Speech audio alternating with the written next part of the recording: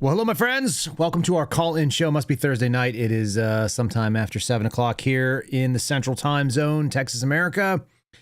This is the show for you guys. So we just talk about what you want to talk about. There's no agenda. We don't have any pre-planned things, although I did bring some goodies, and I loaded up our little clip wheel here with some fun stuff. The call-in line, you have to be a subscriber either on X. You can find it there. I think that's the cheapest way you can be part of our program if you guys want. The locals channel or the locals option, KyleSerafin.com. You guys can go over there and you guys be a subscriber. You can be in the chat. I see that's already moving. And then lastly, you can be a member of the channel over on YouTube as well. And all of those will get you on the line. It'll give you access to the phone number. And all you got to do is dial in and you got to beat whoever's trying to get in first. We got caller number 1 on the line. We are right out of the gates. Who's on the phone here? I feel like I recognize this. The Tech Penis. It is the Tech Penis. Mr. Penis. What's up, man? How you doing tonight, bud? I'm doing pretty good. Just been watching everything crazy going on. And with respect to the whole FBI doing nothing right, being as bad as the former FBI, nothing changed literally. And it's just absolutely frustrating seeing the fact that there's so much blatant corruption going on and nothing ever changes. Well, something changed. Bongino tweeted that public corruption will not be tolerated anymore. It will be mandated. No, of course not. He's so stupid. It will not be tolerated. You have to, it will be mandated. You must use the government jet and go hang out with your girlfriends wherever they are. Does he not know that we've got like countless hours of his episodes like you played today? You played like his own words. And the podcast Dan would just pimp smack the FBI Dan. I'm convinced of it, man. Yeah.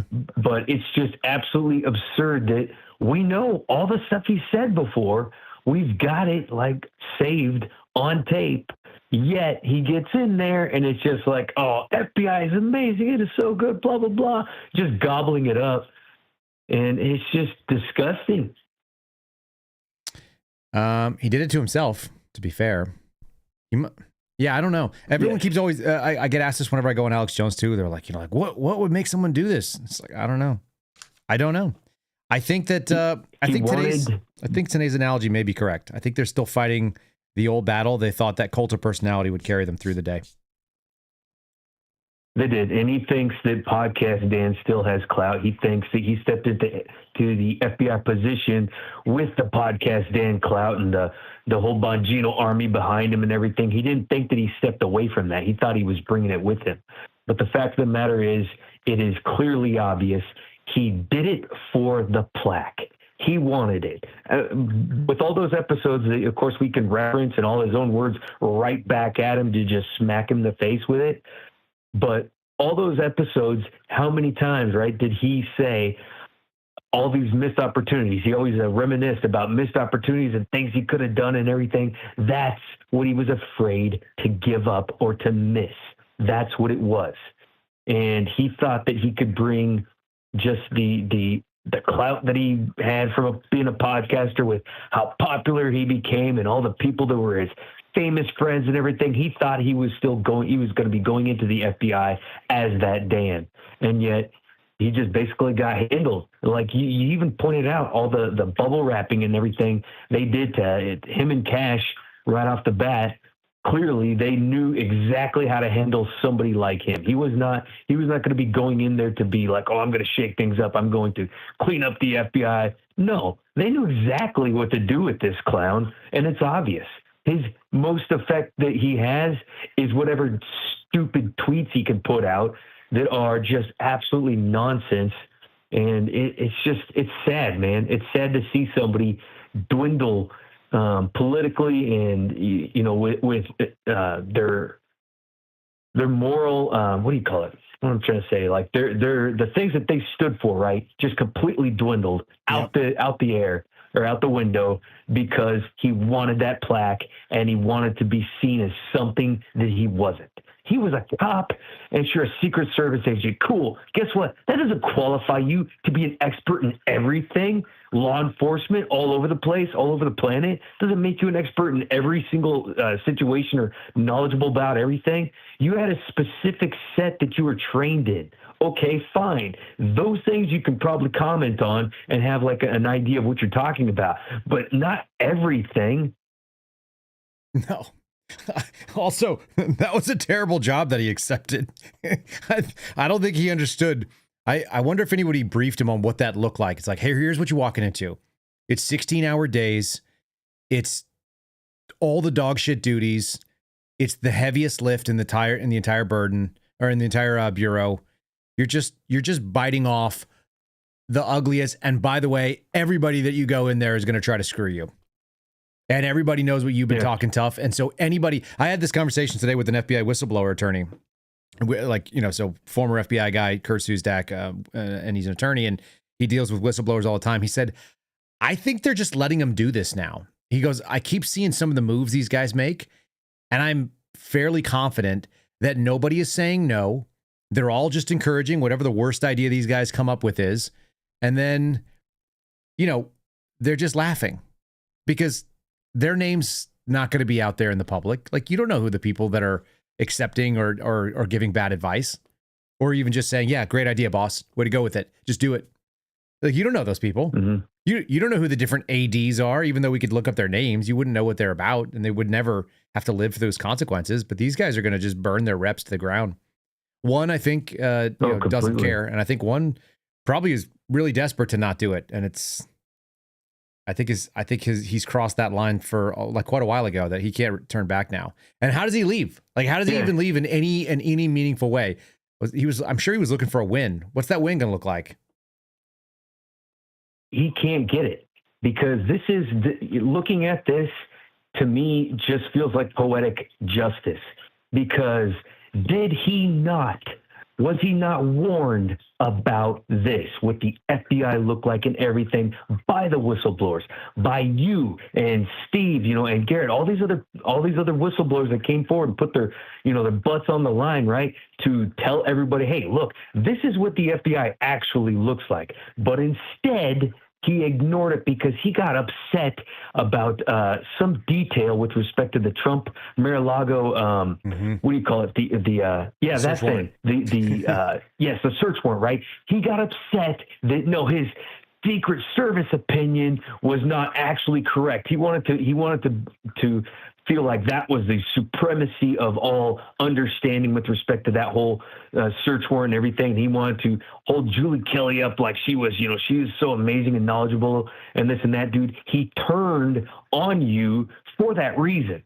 And obviously with friends like that, man, who needs enemies? But it's his friendship or his his support and everything, it wasn't really worth anything, it turns out, obviously. But the fact is he turned at that point. But had he just simply stepped back and looked and said, you know what, okay, this is my background as Secret Service, this is what it looks like to me. Kyle's coming from the FBI, where he spent years and years in the FBI. This is what it looks like to him. So wise people can admit that, okay, I've got a perspective over here. This person over here has another perspective.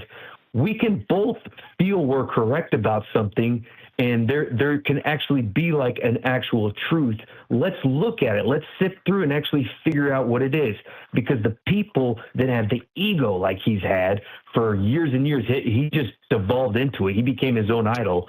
The people that have that type of ego are not capable of stepping back and realizing, you know what? It's quite possible I'm wrong about this. I could have a very strong opinion about this, and I really feel I'm right, but it's also possible that I'm wrong about this. So let me look at this so that I can be, more clearly spoken on this, and I can be more knowledgeable about this and not just lose everybody in the weeds because I just want to hang on to my shreds of my opinion and feel like that as, all supremacy no matter what, that I'm right no matter what. People that are afraid to admit they're wrong or that they're not experts end up like Dan.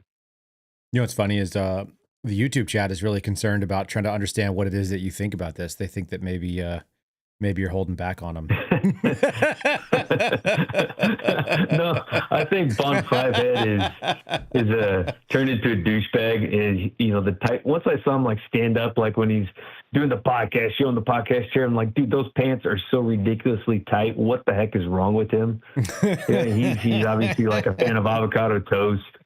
Probably like polishes his chrome dome and everything. But anyway, it just got sickening watching his just self-love, man, and just his weekend updates. I'm like, dude, some crazy crap happened the weekend, very crazy political crap. Can we not spend the first 30 minutes, going back and listening to all the drinking you did and all the fun stuff you did with all your famous friends and that makes you feel so awesome? How about we talk about the politics? People don't like tune in. There's of course the people like Cat and those other crew, but the majority of people, they don't tune in just to hear him fluff himself, on air. I think some people did. I think it was like that's their buddy giving them the weekend update. So there must be an audience for it. I mean, there must have been. Yeah, it's like that one thing you were mentioning. The people you were mentioning. I don't know if it's this last episode or the one before. It's the parasocial. Yeah, they kind of live vicariously through other folks, their experiences. Like, oh, that is so cool and awesome, and then they try and just live through them. Yeah, the parasocial relationship is a real thing, and I think a lot of people, they've really assigned a lot of value to that parasocial relationship. The number of people that come at me is like, I know Dan and I trust Dan. I listened to Dan for a long time. And I always want to go like, yeah, but you ever talked to Dan? You ever had a conversation with Dan? It's a little different, my friends. I promise you. It turns out he could drop you in 2 seconds and he wouldn't care. You got 5 more if you want it. Do you want 5 more? People are retarded. You got an unbidden single loss. That's awesome. That's how people are retarded.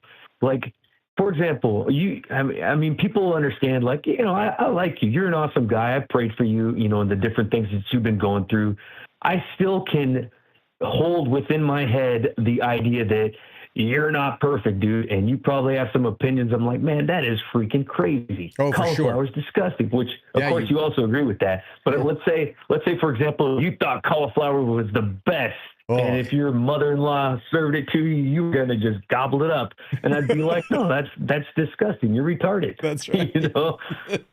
I'm glad you agree on that. Me. I'm glad we agree on cauliflower. That'd be a deal breaker for me. Oh yeah, absolutely, man. You know what's even worse? Like the cauliflower rice and all the other ways of trying. Yeah, stop trying to make cauliflower into something it's not. People, cauliflower is gnarly and disgusting. Hold on, let me just share that with people who may not hear it, because like, you're referencing a previous what would that be, disclosure that I made.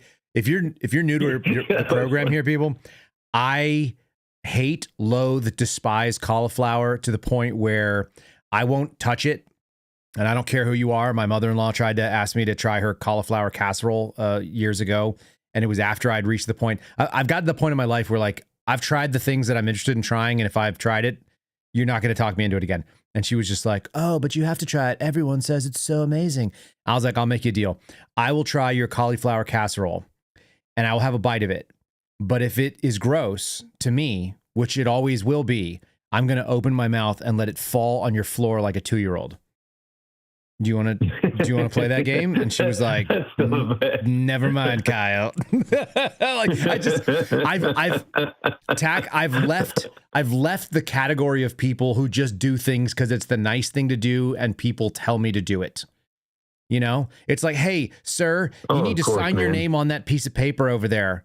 Why? Well, because that's where people sign in. That's not good enough for me. You're going to need to give me more than that. I'm not going to be that guy. I won't do it. Be like, hey, I need a better reason. There to be any evidence I was here.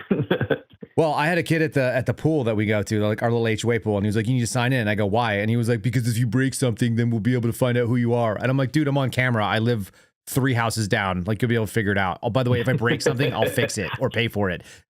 What's wrong with you? I'm a dad with 4 kids. Like, I'm going in the pool. If you come after me, I'm going to hold you under. I'm going to gator roll you to the bottom until you can't breathe.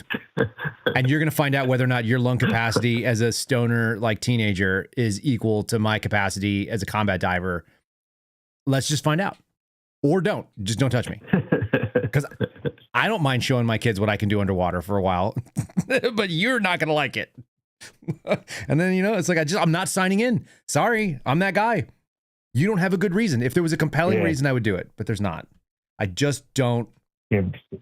I just don't do things because people say are just made to follow rules, man. I'm broken from that. I won't try your cauliflower, and I'm not going to follow your rules. And I'm going to tell you something about that. You may not know this about the Mar-a-Lago thing. I actually was discussing this with David, whatever his last name is, Viva Frey. We were talking about it, or Viva Fry. We were talking about it the other day, and I think what was going on with the Mar-a-Lago raid and the Julie Kelly and the whole fallout, which I didn't realize was going on at the time, I think Dan and Julie basically agreed to do something on behalf of the Trump campaign, and they were pumping up a narrative that the FBI tried to kill Donald Trump, and that's why people had to vote for him. But I could so easily see that it was dangerous because all you need is some dummy who thinks that, God's going to give him a sign. And when they tell him that the FBI tried to kill Trump, then they're going to go shoot somebody in the FBI and that guy's going to die. And so I noticed that we were on like a really, really tight edge. My understanding was, and I don't have this on any kind of confirmation, but people who talk behind the scenes kind of said, there's a guy named Jason Miller and he works in the Trump campaign and he was kind of trying to run this info op. He was trying to push it forward and have people believe this thing. And, I wasn't on that train with them because nobody told me that's what they were trying to do. I would have talked them out of it, I think, if they'd asked me about it, or at least a better way to do it. There was a better thing to sell than that, but nobody told me what the op was. And, I'm just going to say the truth, even if it cuts against my general instincts. Like, I like crapping on the Bureau, but I'm going to do it honestly. Yeah. I'm going to do it honestly, like I did this morning. Yeah, agreed. It's like, look, I don't think you should have a gay pride flag, but if your boss gave it to you and said you could have it on your desk, you should probably get a warning before they fire you over it. That seems reasonable. Yeah, no kidding, man. Like, call me crazy, but I just think fairness is actually wins for the left. It's like, yeah, they're creating wins for the left, and they're making it's just these are pitfalls they're purposely stepping in because they have so much hubris. Yeah. They're incapable of thinking, okay, maybe I need to step back and rethink this a little bit. It's just full steam ahead, no matter what the choices are. Yeah, there's very little forethought, it seems like. And you know what? I go full speed ahead when it's time, but it's just at the same time, if we can't, I think you said it earlier, if you can't acknowledge that you have like the human capacity for error, you're probably in bad shape. I've had somebody come to me recently and he was like, hey man, you might have to walk back that claim that you made. And I go, then I will. When evidence emerges that says that I need to walk back my claim, or I need to restate something, or I need to say that I was wrong, then I'll say I was wrong. That's fine. Yeah, it's weak men that are incapable of being like, oh, wait, I'm wrong about that. Right. How crazy would we be if we went out there and said everything I say is 100% factually accurate at all times and cannot be subject to like more information or review? That'd be a crazy position to hold on to. You would sound like a Democrat. Yeah. Yep. Yeah, that sounds religious. I just don't have that belief. There are things that I think are probably true. They may turn out to not be true. One of the things is that we've been talking about these persons of interest in the pipe bomb case. And what's crazy is that it should have all been sussed out. They've had 5 years to do it. I'm now finally getting access to some information because my buddy's going through all the tapes. And so we're finding out stuff about what the cops did on that day. And you're like, I bet they did this. And then he tells me something and I'm like, oh, okay, interesting. That's not what I would have expected, but it does make sense. Tracking, what else is there? And we can make certain, we can make some inferences from what we learn. And if you find out that some of your inferences are incorrect because the facts don't align with it, it's like, okay, fine, got it. Okay, so now I've corrected my fat pattern and now I'm going to project what I think may be coming next. And so we try to find out if that's true. And if it's not, we found out why it wasn't true, like scientific method style. You test your hypotheses against the evidence that exists. Isn't actually not that crazy. In this political climate. Yeah. Yeah. It's just in this political climate, man, people are simply incapable. They're so fearful of it and be like, oh crap, I was wrong. It's like, hey, no, look, I actually believe this thing. This was the reason I believed it. And guess what? We investigated more thoroughly. We figured out, oh no, it was something else. That's right. So I'm telling you, hey, we figured out what the truth was. We didn't just go with what we wanted it to be. I think people would feel way more trust in a situation like that, or feel better about, a government or an agency that's going about it in an honest manner, which obviously they don't. Yeah. And honestly, like my proudest moment working for the Bureau of all the things that I did investigatively was proving the thing that I thought this guy was a pedophile and he was going to abuse kids south of the border in Mexico. And I was able to pretty conclusively prove that that was not the case, which is rare. You don't normally like find exculpatory evidence that basically says everything that you believe from the beginning of your investigation was wrong. But we did it. And it's like, okay, cool. I'm called the United States Attorney's Office. I tell the AUSA and I'm like, hey, we got the wrong, we have the wrong understanding. We were missing one puzzle piece. And once we had it, all of the other things don't look suspicious anymore. And she was like, got it. Okay. I'm no longer interested either. Like, I'll write a denial. Like, she would write what do they call it? A declination letter. It was a decline to prosecute. And it's like, good. Like, justice was served. That guy's going to get an administrative strap on the wrist for doing something stupid that he shouldn't have done, but it's not federal prosecution that's going to end his life. That's a big deal. Yeah. You know? Yeah, and that's awesome. And that's, that's the type of honest government work, that we deserve. Crazy. Okay, even though there's plenty of retards in the country, right? But we deserve at least the government to be like, hey, look, you're innocent until proven guilty, That's not right. guilty, and we're going to just make up everything to make sure that we nail you for numbers so that we can get more funding. Well, what's crazy is that that's one of the first things that I told Dan, like off record and on record. It's like, we don't make any more money from making a case or not making a case. So we might as well just be honest. I think that's what people expect. Anyway, it is what it is. All right, your time has expired. I'm going to kick you off my phone. How do you think about that? We'll open the line up to the next round. All right, man. You've abused your privileges Thanks, for the night, Mr. Penis. Thanks for calling in. Buddy. Take care. All right, you too. Yeah. And that's how you do it, people. You just go in there and you abuse the chat privilege by calling in and running a long line on it. That means the phone line is open, though. I did have some. If nobody calls in, I do actually have a Julie Kelly special for you. I actually pulled the entire Viva Frei. You guys tell me how to pronounce it. Spell it phonetically in the chat for me if you would. Caller number 2, I got you on the line. Tell me, who are you and where are you, if you do not mind. Well, hello, my friend. See, Chaos, he doesn't even tell me. He just goes right into the intro. How we doing, sir? I'm doing well. Chaos, DFW, Locals, Rumble, YouTube, and more X. I can't seem to pull myself away from that platform. I see now. you on X. I see you over there. I see the comments coming in. How are your legs? Because you've been running circles around these motherfuckers pretty much from everything I can see. You know what? My legs are not good.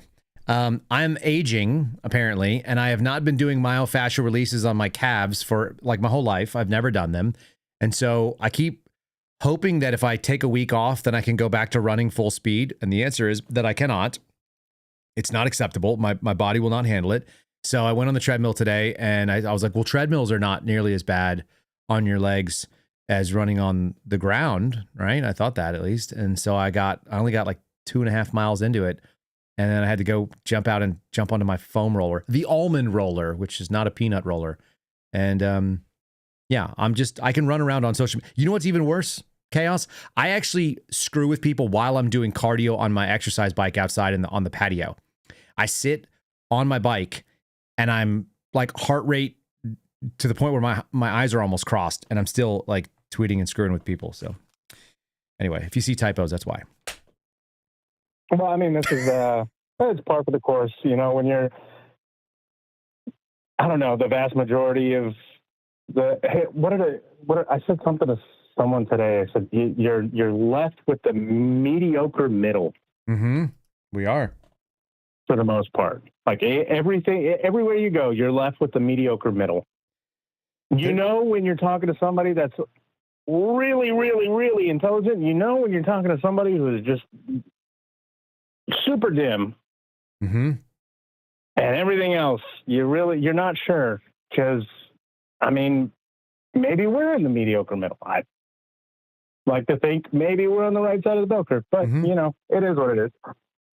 There was something about democracy actually deprioritizing the exceptional and basically leaning towards mediocrity. I'm trying to figure out what that.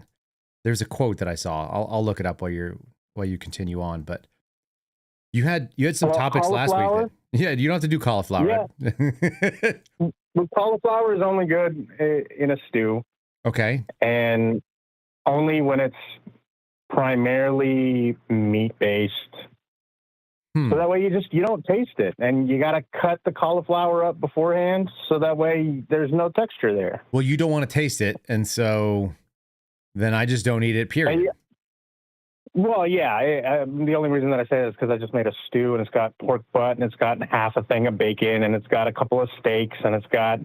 It's like mushrooms. It's just something that holds like flavor. Bratwurst. Yeah, no, it's not even hold flavor. It's to hold space in the stomach. Okay. Right. There's a little bit of nutritional value there, but it's really just to hold space. So that way you feel full. And so you throw it in stew. It's like potatoes. You don't eat a potato raw. You got to do things with it. I think I've left the time when I'm willing to do things to it. Well, I'm not saying you have to. I'm saying that's the only thing it's good for. Yeah. Now we're talking. Okay, you could do things to it and have cauliflower. It suits your fancy. I was talking to. I'm not trying to convince you one way or the other. Outstanding. Okay, good. All right, I'm on board. I buy into you doing whatever it is that makes you happy with cauliflower.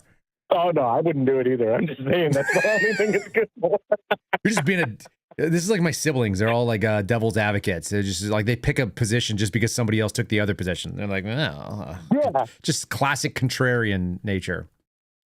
Yeah, I mean, there are people that I know that are more contrarian than I am. Yeah, for sure. You're not nearly as contrarian as like one of my siblings. They'll argue with me just because I said something that they believe, and they'll immediately change their opinion. That's the worst. I believe it.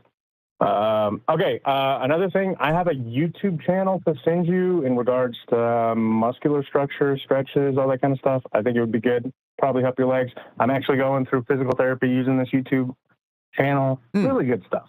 What is the I'll post it on Locals. What is the theory behind it, or what is the background of the people that are running the channel? The guy seems to have he is a personal trainer and physical therapist. Mm-hmm. And he shows the skeletal structure. He shows the muscular structure. He shows the tendons and the nerves that are connected, depending on whatever exercise that it is. I don't have a background in kinesiology, but a lot of the stuff makes sense. Okay. Is he quite good looking? Because I don't want to look at ugly people who are doing stretches. I'd say he's a pretty good looking guy, objectively speaking. Yeah, I just wanted to put you on the spot. Okay, good. Well, I mean, when when you look at a duck, you go, okay, it's a good looking duck, or okay, well, that's something that I'd be willing to punt to the end of the road. I'm willing to punt all ducks. Listen, I was actually at the playground with my kids the other day. And I picked up the phone. I get a text message from one of the reporters that I talked to at ProPublica, and he's like, "Hey, you got a few seconds to talk about this thing?" And I go, "I'm at the park." And he was like, "It'll just take a few minutes. I don't mind if you're at the park." And I'm like, "All right, if you don't mind, I don't mind. Like, whatever. It's not going to be the most professional phone call I have." So I pick up the phone call, and he's like, "How you doing, man?" And I was like, "I'm good." I'm like, "Wait, what the shit is that?" And I see a duck who I swear to God was the size of a beach ball. I've never seen a duck that big in my entire life. And it was very light colored. And I thought it was a kid drowning in the pond. So we went through this moment where I was like, "Hey, dude, I may have to put this phone down and go save a kid." And he's like, "Oh, good eye. What's going on?" And I'm like, "I don't know. It's like, I can't tell if it's actually a kid. I'm about to run to the pond." And then I realized it's like ugly duck head came out. I'm like, that is the fattest, stupidest looking duck I've ever seen in my life. I don't even know where it came from. I don't even know where Texas got a duck like that. There were two of them, and they were in the reeds. Never seen it. And I've been around like a lot of Texas ponds, but anyway, it was fine. It was just a duck. And then I kind of was like, I wish I had like a 22 on me right now. I kind of wanted to shoot the duck. It means there's no Haitians. No Haitians. That's right. We have no Haitians. We have Indians, but no Haitians in my neighborhood, so it was safe. Somebody tell me Somebody in the chat is going to be able to tell me what the hell is a Texas duck that is whitish and the size of a beach ball. Like no joke, probably like an 18-inch diameter circular body. It was freaking huge. Okay, sorry, I derailed you. I'm a little bit confused about that because I keep seeing that duck in my mind when I'm like, what the shit was that anyway? Well, I think there's a new emoji that's going to be floating around. Yeah, there's going to be ducks. No, listen, you were talking about a good-looking physical therapist that you've been watching his YouTube channel in a totally homoerotic way, and you've been stretching yourself while watching this good-looking man on YouTube, and you're going to send me the channel. I'll get you back on track. Yeah. I don't know if that's quite how I put it, but I was paraphrasing. I took a little bit of liberties with facts. I took some liberties with the paraphrase.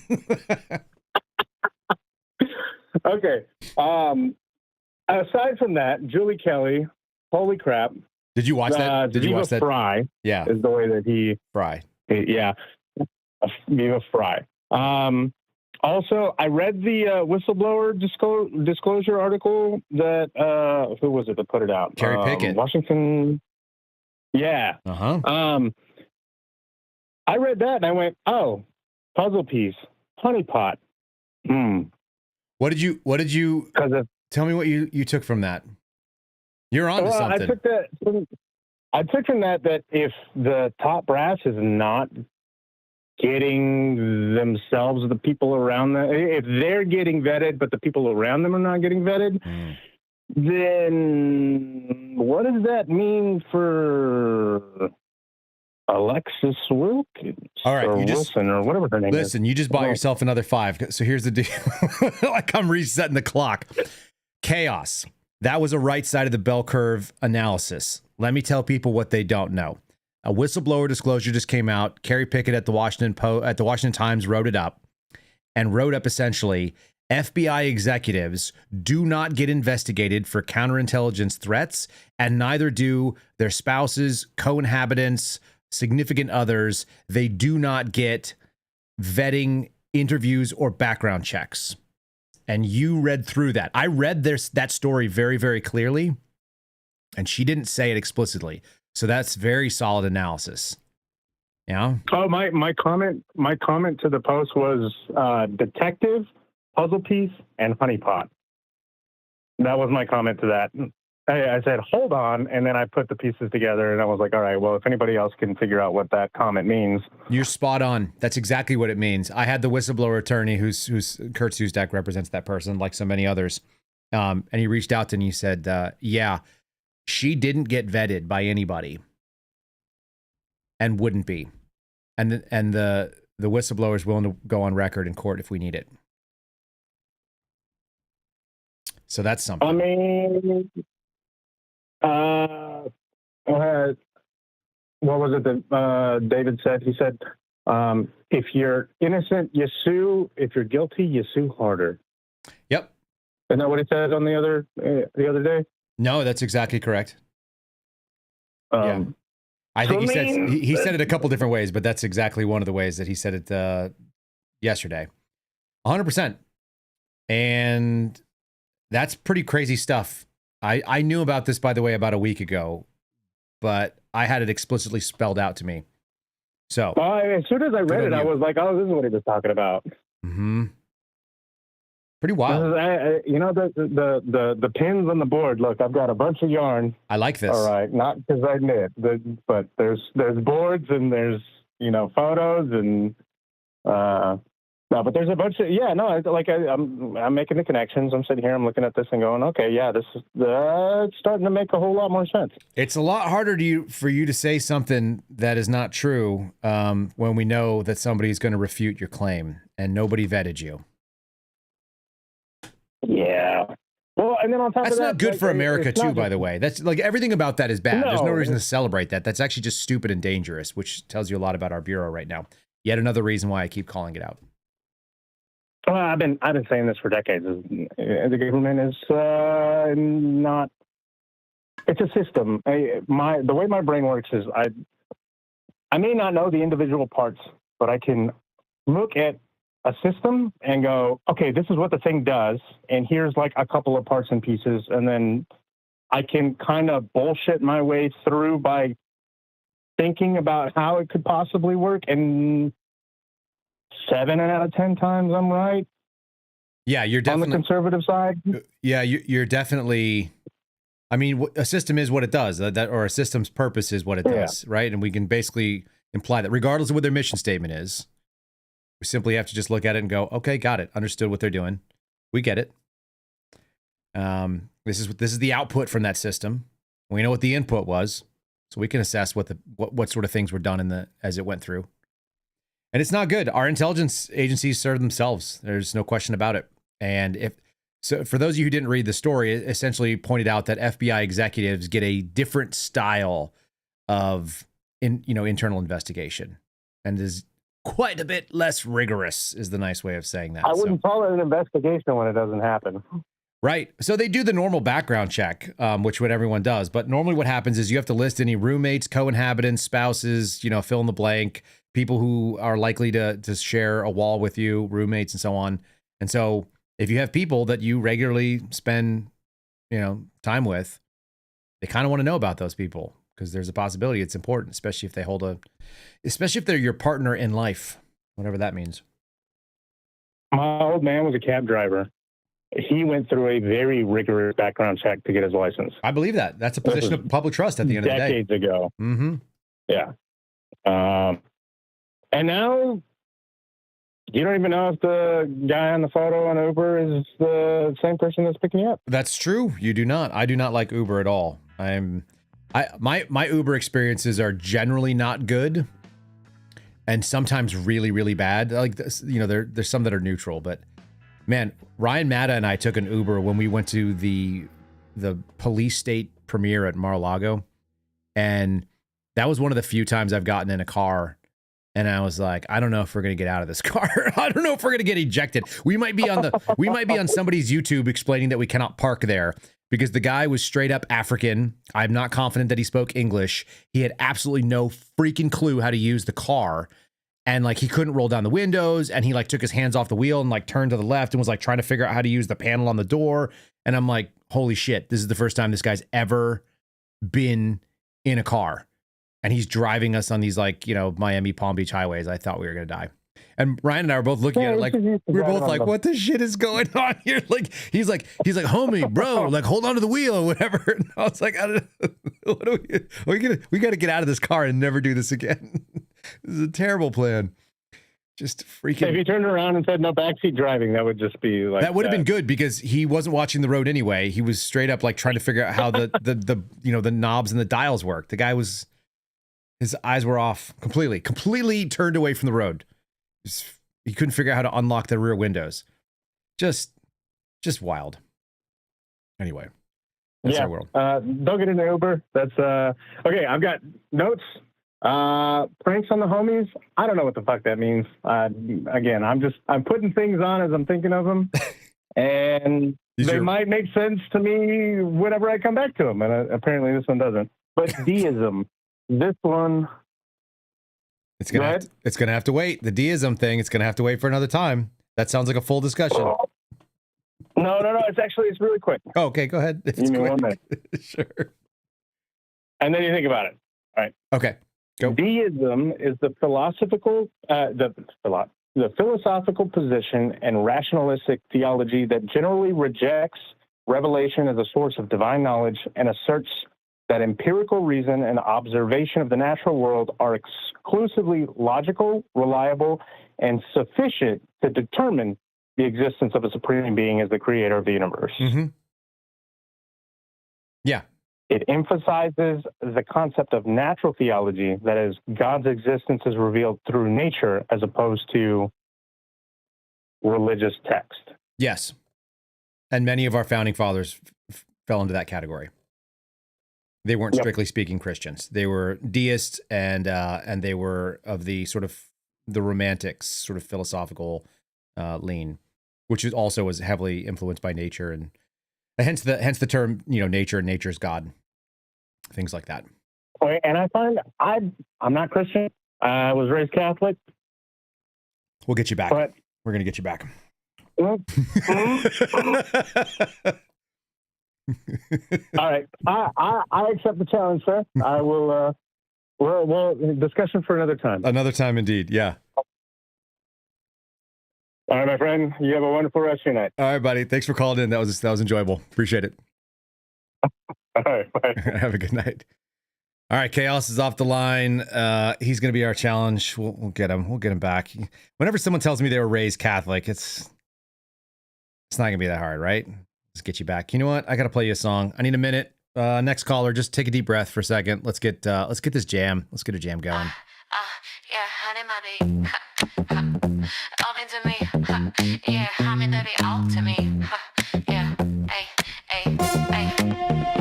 Welcome to my FBI's, a flippy eyeball surprise. I'm focused on catching bad guys, just flying the friendly skies. Don't be staring in my FBI's. I fired all the talented guys. Whip by my honey pot pies, tweeting to the bureau surprises. An agency oh so rash, investigating outcomes last, announcing things real fast. That's my style, I'm Director Cash. Look into my FBI's, black leather on my wee little thighs. Nookie as a mock up, Def Jet flies, loyalty to just one guy. Look into my FBI's, crooked like most wanted guys, tiny like pocket size, hiding all the Epstein files. Yo, come and get on his private jet to a big event to see his girl set. Taxpayers lament, but she hot baby bad. She do not fret that his eyes be bent. He's chopped and cuffed, was locker stuff. Ain't calling Trump's bluffs, cause he gives him stuff. If he sound in a huff and you done had enough, then he say that's tough, he's about to get rough. Welcome to my FBI, my list of foes down inside. Some stopping bad terrorist guys, and none arrested, so maybe it's lies. Don't be mad at how I downsize. Had to snuff out some liberal spies. Now my caviar is always supplied, and all my people pray that I'm fired. Look into my FBI's, black leather on my wee little thighs. Nookie is my Issa, Kiev jet flies, loyalty to just one guy. Look into my FBI's, crooked like most wanted guys, tiny like I'm pocket size, hiding all the Epstein files. Yeah, had it up, yeah, had it up, Really hate. It's so good. That song is so good. Guys, I got a Bureau boomerang with that song, okay? I completed the Bureau loop. What you'll do is you'll send something to somebody in the FBI. This is a thing that's been going on forever. Like they'll send you, like you'll get an email and you'll forward it on. It'll be like a chain email that everybody's laughing about. And you're like, you pop it on. Oh, you got to read this. You send it to your 5 boroughs or whatever. And it'll go away for a couple of days. And you'll be like, cool. And in a week or two, you know that it's completed the Bureau boomerang loop if it comes back to you from a different Bureau person that you didn't send it to. So I sent this to about a half dozen of my guys, maybe more, maybe 10 guys that are like my people. And then I just waited. Probably 5-6 days later, I got one of my other dudes from another field office. He's like, bro, you got to see this. And I was like, Bureau boomerang. It made it through the loop. Came right on back to us. That's how it goes. I cannot stop listening to that song. It's stupid and I like it anyway. And honestly, it's super catchy. That guy could sell that song. There's a couple little tweaks that I'll do in the lyrics because it doesn't quite hit the way it ought to on just a few small little pieces of it. But yeah, it's so catchy. It's also the expression "wee little thighs." I don't know why that gets me, but I really like it. That is Mr. Newberg on YouTube. Full disclosure and full credit to the guy who created it. He does a bunch of other ones. Not all of them are nearly as funny. Some of them are like Donald Trump foreign policy, and they're okay. They don't crush me. But that one is super good. Is really, really well done. It's really polished. He's got a country song that's kind of, it's about like making fun of MAGA people. And if it was funny and if it was better, I would like it, but it's not great. But the FBI one, like that's the top of his tier as far as, and it's not just because of the subject matter. It's legitimately catchy. Even if I didn't know what it was about, I would be like bobbing along to it. It has like kind of a James Bond feel almost. It seems like. That's my take. You guys want to hear a couple minutes of this thing? I have Julie Kelly on the line with David. Should we give it a shot and just see what we think for a few seconds of this thing? This is what you guys missed if you didn't see it. And I'll go post this whole thing. I got to chop off the first 18 minutes or something, but I'll punch it over up on our locals. If you guys want to find it in one place here. Long-winded answer. Your position is that Steve Baker got the wrong person and or that his theory doesn't make sense? Well, first of all, I want to back up, and I just pulled this up. My very first article about the January 6th pipe bomb was posted in November of 2021. What I'd like to do right now is just make it about myself immediately. Okay. So I've been covering the story for 4 years now. I've broken a lot of news on the pipe bomb. So Darren much Beatty news. and I were, the top 2 journalists on top of Top the two. story almost on The only person who said that they were the top 2 journalists were people who said that she was the top 2 journalists because they were bumping her up on that. a weekly basis. When I got access to the January 6th footage, I was one of 3 journalists, me, Joe Hanneman, and John Solomon. Joe Hanneman, the same Joe Hanneman that's been working with Steve Baker, who wrote the story that she's going to try to debunk. One of the first things I did, Viva, is I went and looked for the footage outside of the DNC. And the reason why is because former Capitol Police Chief Steve Sund had said that there were 2 dignitaries at the DNC that afternoon. We knew about Kamala Harris. I wanted to see if we could see who else it was. And then I was the one who discovered the existence of these 2 teams of bomb sniffing canines. And I remember sitting in the viewing room and I turned to the House staff. These guys have seen everything. And I said, have you guys seen this? It was like 9:30 on the morning of January 6th. And they said, no. So no one wants to know the identity of the pipe bomber, arguably more than I do. Arguably, but not actually, because you don't want to know if Steve Baker got it right. Yeah, Viva doesn't also believe her. Where Steve Baker's piece, I think, fell really short Here we go. is that there's no evidence that they demonstrated in that article. The gait analysis that claimed this 94-98% match, that was not included in the story. So when you say things like a DNA comparison was done and the DNA matched, the only way that Julie Kelly accepts that is if you actually put the genetic sequences so she can also compare them, right? She needs to see the actual study that was done and be able to do her own analysis. You need to give her the evidence. You see how this works? That's not really what a story is.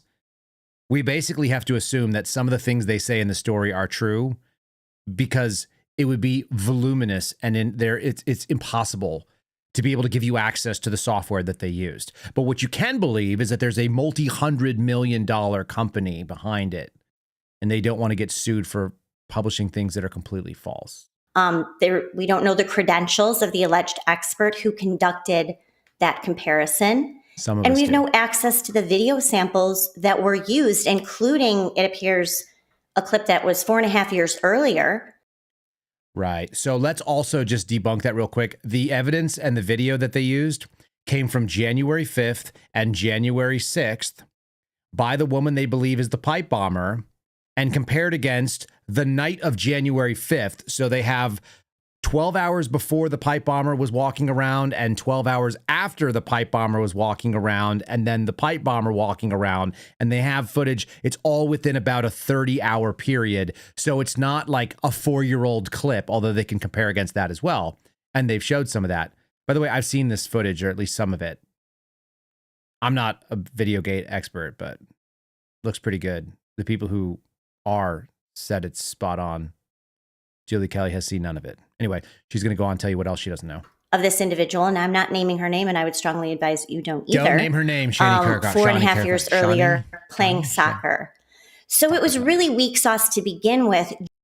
She's a limited purpose. She's a limited purpose public figure as defined by law because she was at the Capitol on January 6th. She was a Capitol police officer who testified in court about January 6th cases. She can be talked about. It's not that big of a deal. Just the identification. But even Viva, we were also promised this was going to be the greatest scandal of our lifetime, that this was going to implicate top government officials in the Trump administration, that this represented a huge cover-up. We had Kyle Seraphin, who changed his story almost on an hourly basis. And we'll get to his latest version. Julie doesn't even know what my story was, which, by the way, has never changed. And it hasn't changed in 5 years. Not from the time that I was working on SOG, not from the time that I spoke to Carrie Pickett in May of 2023, not to January of 24 when I spoke to Luke Rosiak. Julie. You silly lady. One of us was an FBI agent, and one of us is like a low-key, mediocre propagandist for Monsanto. Today, which is actually very dangerous and reckless what he is doing. I am dangerous and reckless. And so the story. Hold on, I gotta stop again. I am dangerous, like Maverick in Top Gun. Story sort of unraveled from there, and then it was just kind of dropped. But they didn't come with the goods. So that's where you and I were kind of tussling last night. You think he's 100% right, and I'm just would love to hear why. Well, no, We could start here too. If you guys haven't taken a drink yet, take a drink every time she says my name. It's going to get really bad in a second. let's flip it. That's I'd say the wrong way to go about it. Steve Baker came out with what is a pretty decent expose. Gate analysis, like you want to attack or you want to question the credentials of the expert and see the footage. I'm not sure what access they have any longer to the footage, but that'll be an argument to make in court. The bottom line is, allegedly, even according to Steve's own reporting, the person was Capitol Police. At the very least, set aside whether or not she's the January 6th pipe bomber. At the very least, look at her face. The allegations that she was firing rubber bullets into the crowd in a manner that was questionable at best is true nonetheless. I mean, that we can agree on? Absolutely. Oh, absolutely. And, this is sort of, I think, one of the unfortunate aspects of Steve Baker's report is that and I've called January 6th the greatest instance of police brutality since the civil rights era. And she has said that, but she doesn't really know a lot of examples because she doesn't remember what happened with Rodney King, apparently. And then also, she's not a law enforcement officer, nor is she a use of force expert, nor does she even know what use of force really means or is. And that's why she wrote some articles that were about Donald Trump when she did, then the FBI's use of the deadly force policy. And so it's just like when they released attack dogs on Black people in the South. It's the greatest civil liberty. Like, I made that up. I wrote it down and I soundbited it. And so now I just say it. It's really hard to listen to people that don't know what they're talking about. Like, it'd be good. Again, we were talking about humility. It's easy to admit when you don't know stuff about certain things. I'm not a lawyer. There are things in the legal world that are completely mysterious to me. But in the world that I used to work in, which is this one, like, I'm a little bit more of an expert on that. And then maybe like even just read a book or something. What police started that day, including this individual who's on film recorded using pepper balls. And we know the Capitol Police started using pepper balls on the crowd outside almost immediately, and really, Viva, provoked a lot of the confrontations that we saw with protesters and police. That's one of the most uncovered angles of January 6th. So it literally was the entire article that Steve Baker and Joe Hanneman wrote. It's literally why they ended up on this topic. It's unfortunate that this story overshadowed the really good research that I think Steve and Joe Hanneman were doing, because it's really important that that story gets out there. So I'm not defending her actions whatsoever. She wasn't defending Steve Jensen's actions either, but she was defending Steve Jensen's actions because Steve Jensen. But that being said, and we can talk about this, why you think that the report is accurate. It's good. I just think it fell far short of providing all the specific evidence we need, because this is such a consequential open question. And we have to be super careful, all of us reporting on January 6th, that everything we present to the public and make allegations about, yes, an innocent person who has not been charged, we have to be super careful. And I don't think that this report was careful or cautious. So the funny thing about it is that she's made all kinds of allegations and insinuations about Carlin Younger, who's the woman who found the RNC bomb. And she's going to do it later on. I'm probably not going to get that far into it, but like she goes into it and she wants to get real detailed and she wants to talk about how she worked for FirstNet. Julie Kelly's never used FirstNet. She doesn't know what it is. I'm sure she's read about it and she thinks it is something. I've had a FirstNet phone. I had a FirstNet router. I had a FirstNet personal phone. It's not that exciting. She thinks it is. Let's back it up, and it's not because I'm an attorney that I'll pick on words, but I'll emphasize the words.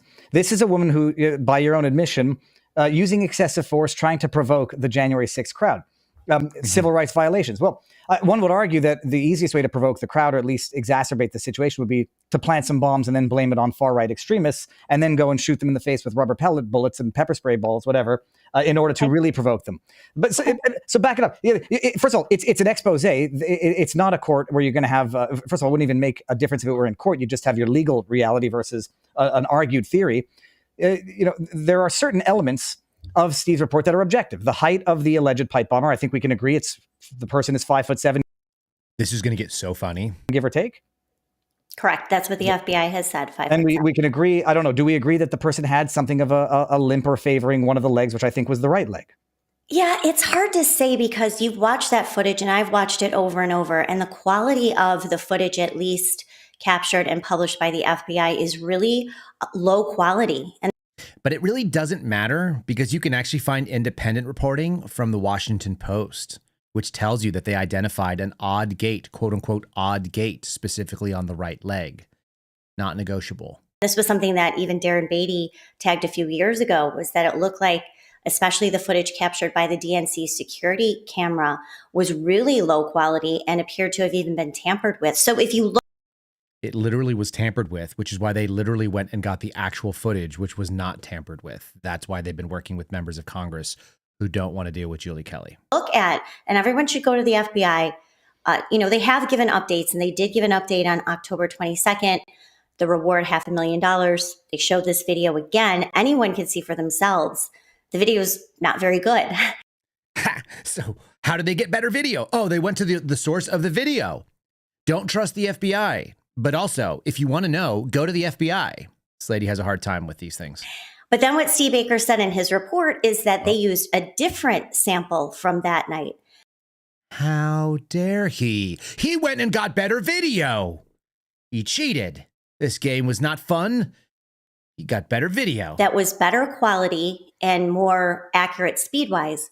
Well, where did that come from? I mean, It probably came from the people who had the better video in Congress. She's so mad. She's so mad. She doesn't even care about the money, guys, by the way. that's sort of a new revelation. And if they have it, then I think that they should have published that as well. No shit, lady. That's what the cover up is. Why is this so hard for this woman? It's so funny. Yeah. By the way, I was also texting Viva in the background of this. So he is getting blasted with the chat, which didn't agree with her, and my text messages, which I should have screenshotted. But like, it's just like a string of me answering all of her bullshit, and I can type really fast, guys. Wow.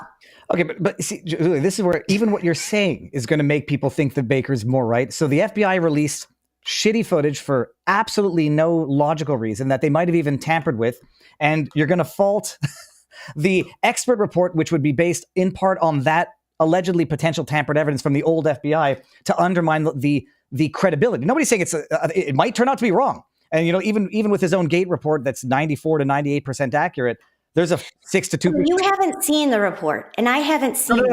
I'm talking about And no one has seen the video samples that are used. That's the point. So I don't go on someone's word. If you're a reporter covering and you're making explosive, if you're going to be a reporter, you got to give your shit to Julie Kelly first. There's a reason why we call her the editor in the Suspendables chat. If you're going to write anything about January 6th, you need to go to the editor and see if she approves it. Give her your evidence first.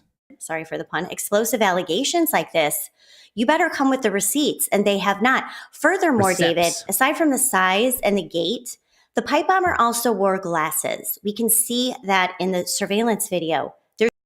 Asked, answered, analyzed by the person that Steve Baker has been working with for the last 2 years. Sunglasses, not prescription. There's no indication that the person that Steve Baker identified ever wore glasses. Nobody has ever worn glasses to hide themselves, especially not James O'Keefe, who definitely doesn't wear glasses to become a totally different person. It's impossible to put on glasses as a disguise. So for all of you who are thinking, maybe I'll put on glasses and hide my identity, you can't do that. That is not allowed. You cannot wear glasses if you don't have a prescription, and you're not allowed to. If you don't normally wear glasses, you can never wear them. Also, the shoes. The FBI and media made a big deal about the shoes, those Nike Pro Airs, whatever they're called. The speed turf shoes. They only come in men's sizes. Women cannot wear men's size shoes. Double whammy. And what the FBI said is that it was a men's size 9.5 to a 12. Now, a men's 9.5 shoe is a woman's 11 size shoe. I only know one woman in my life who wore a size. Do you know who that woman is? It's fucking Julie Kelly. She's 5'9". She wears like a size 16 or a size 18. She has monstrous feet. She's straight lying to you because she doesn't want people to know that she's freaking this humongous mannish looking figure. Here's the best part. This lady just said what women's shoe sizes are. And Viva's about to tell her about his shoe experience. 11. I used to sell shoes. I never met a 5'7" man who had size 11 shoes. So No, you did not hear me correctly. What you said, size men. They said A woman's shoe, a men's 9.5 is a woman's 11 size shoe. I thought you said 9.5 to something. Did you say there was a range for the size? 9.5 to 12. Okay. Men's size Nike. Okay, but so you're saying, I know. So FBI said the FBI said the size of the shoes could be a 9.5 to a size 12. men. Yeah, I've never met a 5'7" person that could possibly have a size 12 foot. And I used to sell shoes at Sports Expert in Montreal. So what he's saying is that the guess of what size that shoe was is probably not right. Great, fine. How many size 11 shoes did you sell to women? Well, I mean, if you want a specific pair of shoes, a size 9 men's for a woman is not, that's two sizes in reality. It's not that much of a difference. But just to back it up. It's a big difference. A size 9 but Julie, to a size 11. Let me argue with you about shoe sizes from a video analysis. By the way, the difference between a size 9 and a size 12 men's shoe is 1.06 inches. It's barely a sliver more, and every single half size is about 1/6 of an inch. Just saying. But now wait. Now, if you're going to have me on to explain why I have concerns and doubt the legitimacy of this report and You have to let me tell you my bullshit. compare it to what the FBI has said, then I would ask you to let me finish. So there are other discrepancies in who this individual has been identified by the Blaze, 5'7" fine. There are a lot of other things that don't add up, in addition to the fact that we don't have the evidence that they claimed to have used to identify this woman. Now, that's only one angle of it. And of course, we have the FBI physical surveillance of the neighbor that we'll get to as well. No, but I also want to make sure we're going to cover a lot of things, and I don't want you to move on to another one until I've addressed this one. No. The FBI telling me that the person was 5'7" and had between a size 9.5 and size 12 foot doesn't make sense to me. She's so mad. Period. Why? Because I've never met a person who's 5'7" who has anywhere near a size 11 or 12 potential foot. So that already, I'm saying that's laughably unbelievable. 9.5, fine. I'm 5'6" or I'm 5'5.5", and I've got a 9.5 foot. And it's mostly because it's wide, and I need to expand on the width at the expense of length.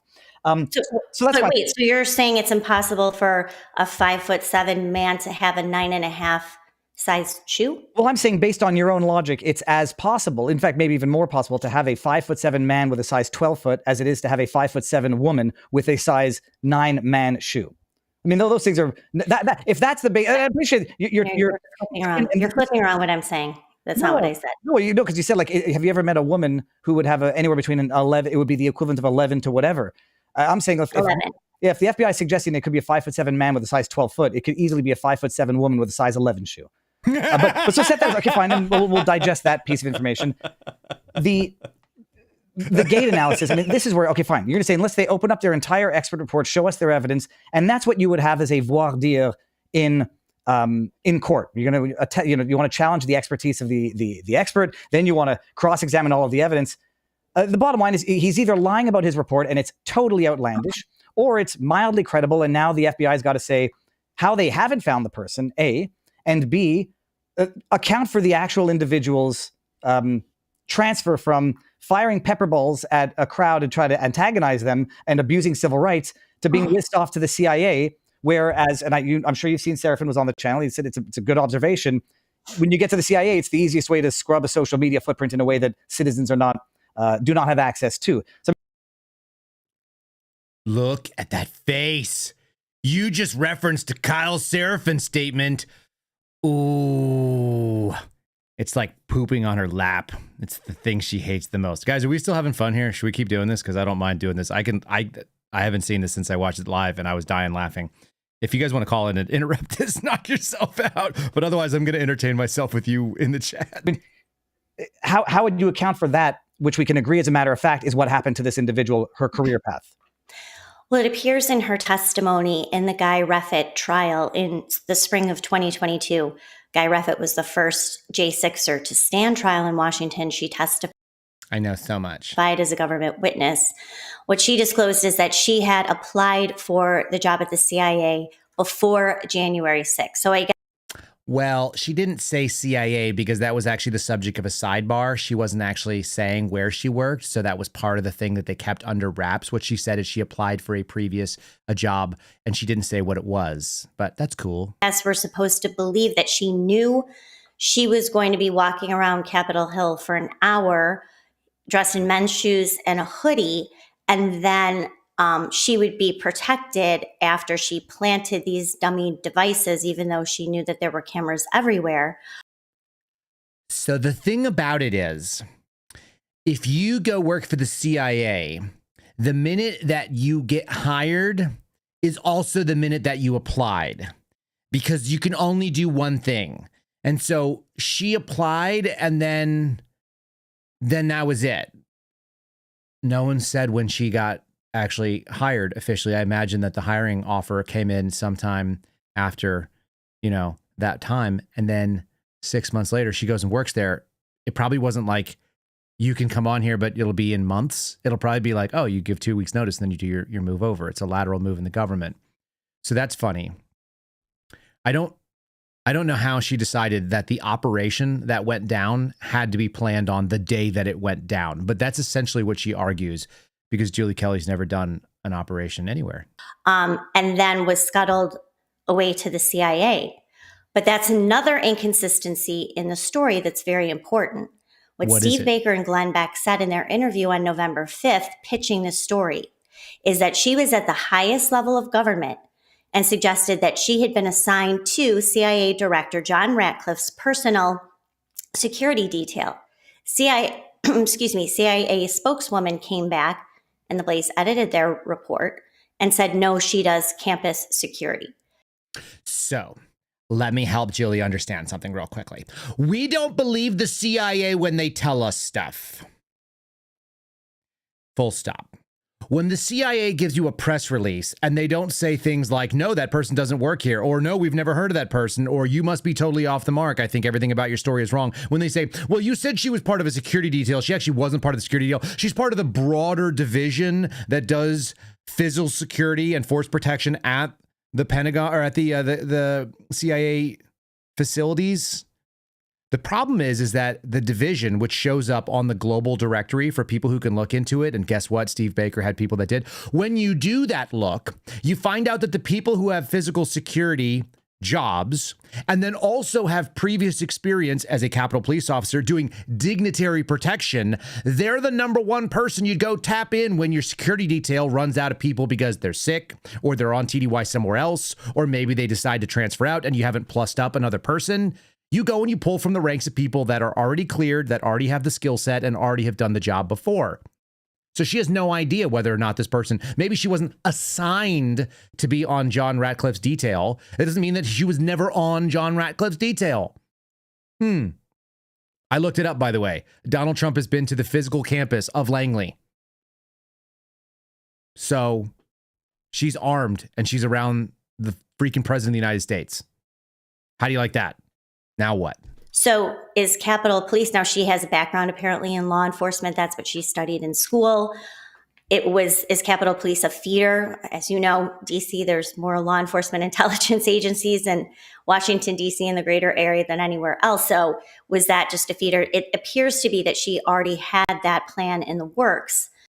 But here's the real problem with what you're saying. It's not a more prestigious job to go do force protection at the CIA than it is to do Capitol Police work. They're both bottom of the barrel jobs, and one of them is hidden away. To go to the CIA at some point, and then I think she was transferred like 6 months later. Now, people are hanging their hats on the mistake that required correction as to her position within the CIA. Just flesh that out, what they allege, where the article initially claimed she was, or what her role was, and what they had to revise it to.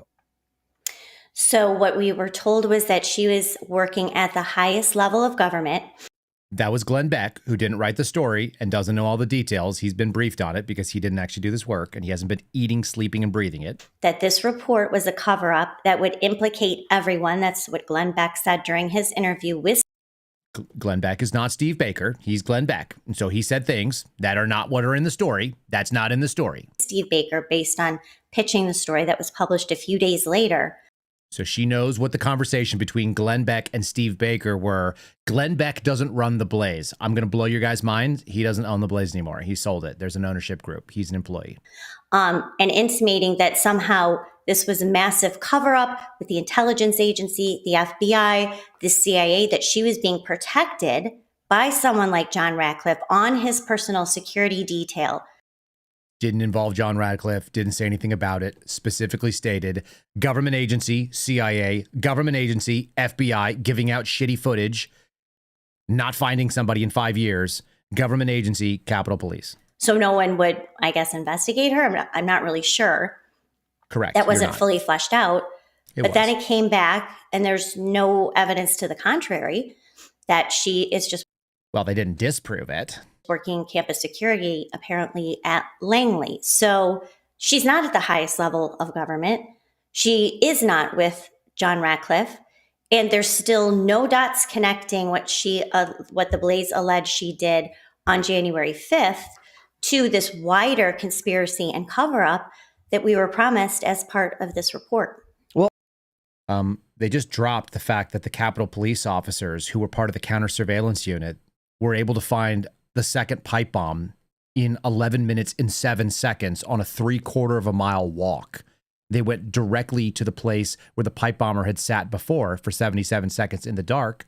And then they went directly to the place where the actual bomb was after they checked their phones and realized they went to the Alpha location and it actually was left at the Bravo location. That's called a conspiracy when you have a government agency that goes directly to a place where apparently there was some threatening pipe bombs left outside of a building in D.C. I mean, some people are going to argue the fact that she is, in fact, CIA right now. Apparently she does work at CIA campus security, yes. Well, I mean, I'm She keeps saying campus security because she's trying to downplay the job, which is fine. It's not a good job. picturing, what's the guy's name from Mall Cop? Paul Bartley? What's the guy's name? Wait, Blart. Oh, she knows this one. Paul Blart. Paul Blart. I'm picturing Paul Blart. She's working at the CIA. Some people are going to tell you she's already at the highest echelons of government, and the subdivisions within how high you are within the CIA is a distinction without a difference to the layperson. That's not a high position in government. Working campus security at the CIA is not working the highest position in government. It's just not. And you can argue CIA or other departments, I suppose. But the question is, why were there so many outlets? She's fixated on what Glenn Beck said, which is not listed in the story. It was in the teaser.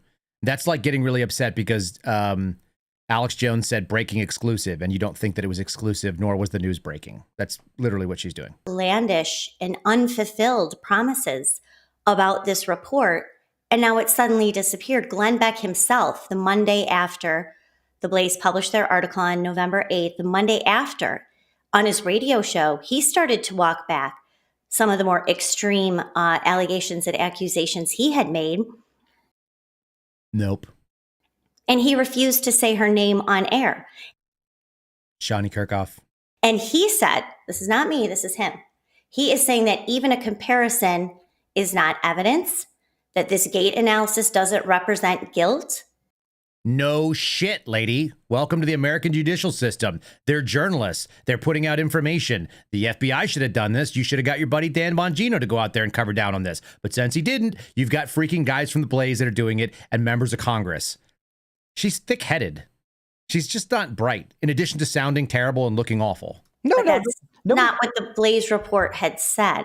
Well, the Blaze report said that based on a gate analysis with an expert, it's true. I don't know who their expert is, and I would, everyone's going to compare authorities, and I'm sure you'll find an expert who will say they're 100% wrong, and here's why. It's the beauty of litigation. Somehow, the experts of the respective parties always promote the position of the respective parties.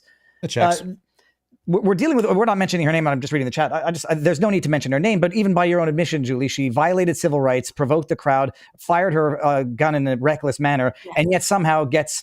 You won't call it a promotion, is working with the CIA, which some people are going to say, you're already in the 1% of government. I don't care that there's another 1% within that 1%. I don't like what you said. Get all the ties. I understand. I mean, but there were a lot of Capitol Police and DC Metro Police who were assaulting the crowd that day. How many of them were 5'7" and had a right leg limp? How many of them look just like the freaking pipe bomber? Just curious. How many of them were living next door to an FBI surveillance target 5 days or 7 days after January 6th? So, and some of them quit, and some of them retired, and they were given big bonuses. And some for of them, doing and so. some of them got their long-held job application to the CIA awarded. Well, I What? understand, but again, going to the CIA, and this is not excusing what Julie Kelly has never had a job in government, just in case anyone's wondering. she did on January 6th, but did she? So let's game this out. Have you ever been on usajobs.com? Have you ever applied to a single government job? Have you ever done a single government job interview? Do you have any idea what it takes to get any of these jobs? You are unqualified. That's probably why your Substack is called Declassified Live, even though you've never had a single classified briefing and you don't have a security clearance. You've never declassified or even read things that are classified unless they were already declassified. Carry on. Did she apply for the job at the CIA, go through what I assume would be sort of a rigorous clearance Why would you assume that? What do you know about it? Nothing. process, including maybe having to take a lie detector? I don't know. That's the best part. The CIA can waive it. Was she going through all of that before January 6th, knowing she was going to plant the pipe bombs? And then 6 months later, she was working campus security? Do you know how dumb this series of questions are? First of all, she doesn't know the answers to them, so that makes it really funny. Second of all, she doesn't know what the CIA's hiring process is, nor could she even speculate because she doesn't know anybody that's ever worked there, most likely. The best part of it is you can apply at any time. You can be interviewed at any time. And you, if they want to hide you, can get the job, despite the fact that you may have done something bad because it was an approved bad thing. I mean, what is the logic behind that tie? Well, here's the logic. Whatever she did beforehand, the job opportunity being given afterwards. I mean, I presume if you apply to the Capitol Police, maybe you apply to the FBI, maybe you apply to the CIA, and you have aspirations and whatever. Yep. But maybe the theory, and it's not mine, I would have never had it because I don't have sufficient knowledge to even know these details, is the CIA afterwards takes her on and then scrubs her social media footprint. And it makes it exceedingly difficult for the Steve Bakers of the world and other journalists to do anything of a meaningful investigation, especially when, even by what you're saying, the FBI provided potentially digital altered video footage, crappy, grainy quality that would not allow anybody to do any form of independent investigation. So that would be the theory. How would you, I mean, again, it's an argument, but what's wrong with that theory? You can present it as a theory then. You don't What? Oh, they did. It's called a news article. present it as almost 100% certain identification and smear this individual who has not been charged. And you also, I want to clarify that Dan Bongino did make a statement last week that they What? Dan Bongino did what? What was it? had poured a lot of, and it seemed to suggest that they had poured a lot of resources into determining whether she could have, if she matched the suspect that Nope. All that's false. What they did is pour a bunch of resources in and they fucking failed. That's the whole point. That's why investigative journalists had to do it. By the way, Steve Baker offered his findings and said he would sit down with Dan Bongino one-on-one, and he didn't want to do it. we see on the video on January 5th, where if there was any evidence connecting her to the suspect on January 5th, and they came up empty-handed. Because they didn't want to, because it's the FBI, you dummy. Didn't you call it a Fedsurrection? How does this lady think? Does she wake up in the morning? This is a classic lib move. Your ideas do not agree with your previous ideas. They run into each other full steam, and rather than going, oh shit, my ideas don't agree with it, one of them's got to win and the other one can't. She just goes, they both live here together in this house, this empty brain. Now, you also said that there's been, I believe you said there's been no denial from her. Maybe I was wrong. Maybe you just said No, that. I don't think Yeah. I haven't heard her say anything. I presume that she's obviously going to deny it one way or the other. Yes. Well, her lawyer, she has hired a powerful, or this person is volunteering, or someone's paying for him. $1,000 an hour lawyer who was the general counsel for the Department of Homeland Security under Joe Biden. That's a powerful lawyer to Julie Kelly. I'll say it again. The top lawyer for the Department of Homeland Security under Biden is hers. Can you get more deep state than that? I propose to you that you cannot. Pretty high-powered former DOJ official defense attorney, and he has come out and given two statements, one to the He has zero background in defamation cases, for whatever that's worth. Washington Post went to NBC News. And of course, he vehemently says that they are false, reckless allegations, that they border on being defamatory. And a lot of people I talk to are expecting some sort of lawsuit in the near future that she will be filing. I am also expecting that lawsuit. So you're right. If it's a theory, that's fine. Then it could be presented as a theory. What's the difference between saying we have a gate match analysis that indicates this person did this, and it is our theory that this person did this? It's a distinction without a difference. That's not how the report was structured. And then ever since then, David, they have completely almost memory hold that. So they published the update last night, which is how you and I started talking about it. There's no link to the piece. There's nothing then as they're talking about new video that they have seen of the January 5th suspect. There's no mention of her. It's not tied back to the story. That's because you're dim. You're not a smart person. Poor Julie has been told things that are not true about herself, probably her whole life, because she's a tall blonde lady. People were nice to her. It's really simple. I will help you out. 2 Capitol police officers were deployed on January the 6th, and in under 12 minutes, were able to find a secondary pipe bomb device with no prompting where it was, looking randomly about the city, and they came directly to it without looking at anything else except the other bush the pipe bomber had been at the night before. That's pretty fucking wild. If you guys have any sense of how ridiculous that is, there are tens of thousands of bushes in Washington, D.C., and those guys would have walked by hundreds, if not thousands of them, and they only looked under one where it wasn't, and one where it was, both places where the pipe bomber had been the night before. That's the tie. They were Capitol police officers that found the bomb right away, direct a threat, probably because they read the ops plan or they were briefed in on it. That's the implication. But here's the funny thing. It's a theory, which is why you have to put it together yourself until they have more stuff, which, by the way, they already have more stuff on this thing. She really cannot put those together. What is the tie between a pipe bomb and the Capitol Police? Oh, the Capitol Police found a pipe bomb. Like, how silly is this woman? And here's the thing. She invited herself on the podcast that she's arguing on. Terribly, by the way. It's the biggest bombshell of all time and a scandal of our lifetime. It's a big I don't think bombshell. I don't getting updates and more information on a daily basis on this. Well, you're not going to get updates from the people who don't have access to the intel other than that upon which they base their report. I'll just disagree with one thing. It's immaterial. It's necessarily a theory that Baker was putting forward in his expose. Here's the evidence. Here's the conclusion of the gate analysis. There was no evidence. I'm going to stop you from saying evidence because you haven't seen it and I haven't seen that. And let me tell you what is evidence. A size 12 shoe. That's why I said the report falls short. There is no evidence that we have seen. They had screenshots of the individual that they identified and another screenshot of her playing collegiate soccer. Julie, Guys, I've seen the videos of her from January 5th and January 6th. They clearly have that. I've seen them. They're not for me to share yet, but I've seen them. Wait a second. So and I've done a ton of investigative reports, including on the pipe bomb. I had 2 big stories that we posted at the end of 2 big stories, Declassified Live. The best thing about it is when you do an argument to authority about your own pieces that you wrote that were wrong. October about the very suspicious circumstances of the woman who found the RNC device, who was also tied to law enforcement. This is the one. She was tied to law enforcement because she worked for a cell phone provider that offers a service to law enforcement. That's her tie to law enforcement. Julie doesn't even know what she's talking about on this one either. These reports take weeks to put together. Oh my God. We looked at footage I've seen 100 times.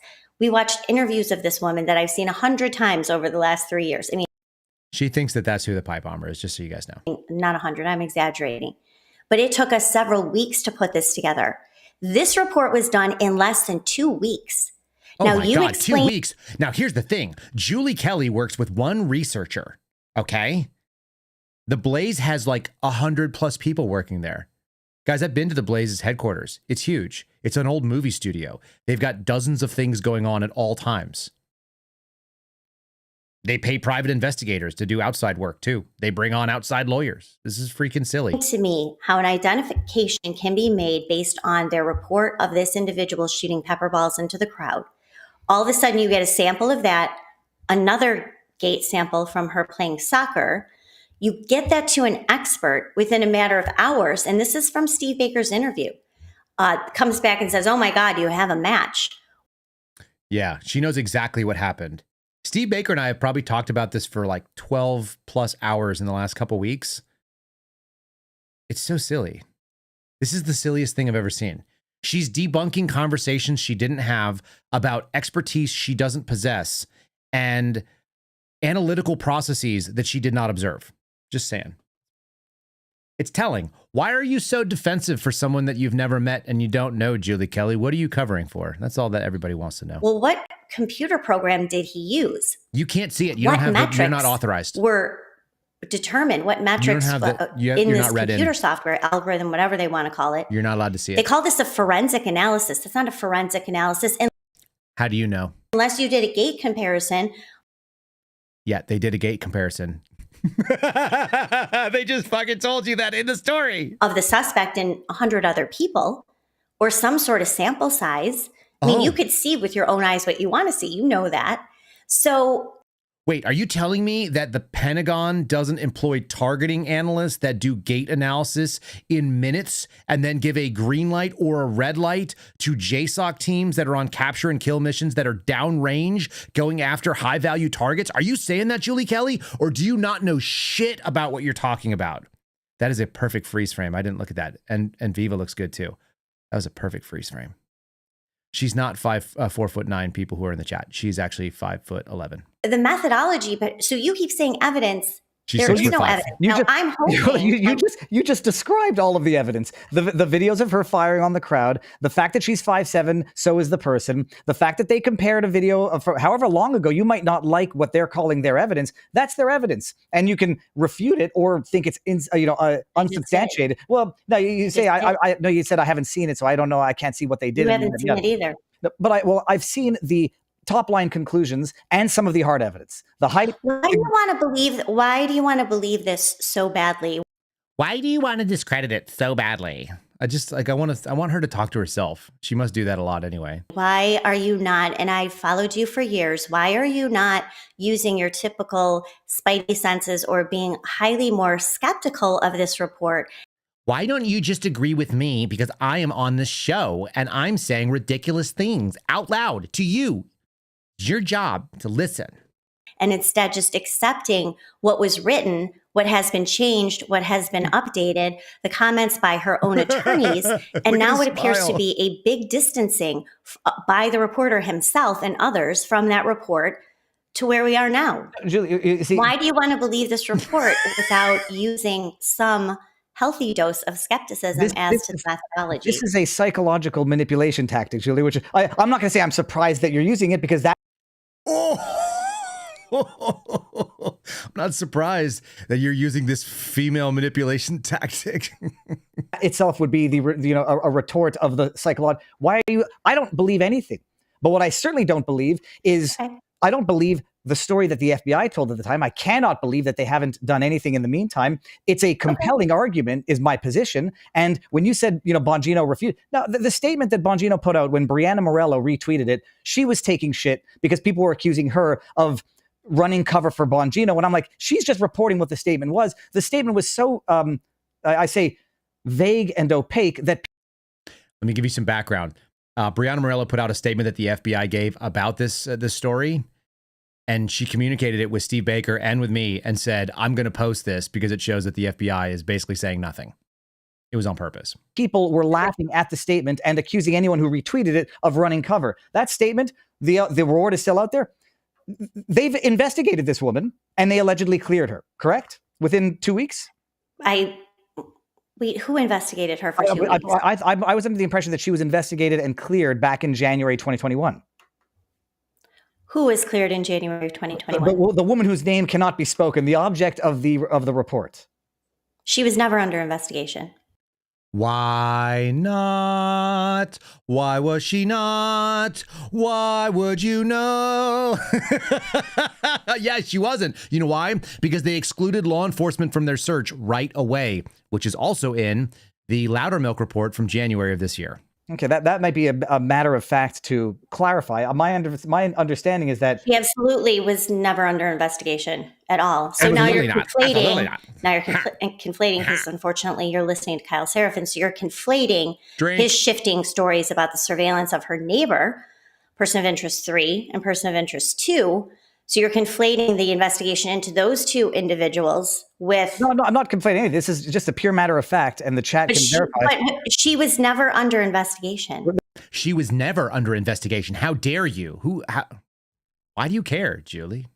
Seriously. The question was whether or not she was cleared, whether or not she was. They looked. How can you clear someone who's not under investigation? That's right. How can you clear someone when you're already covering up for them and they're never under investigation?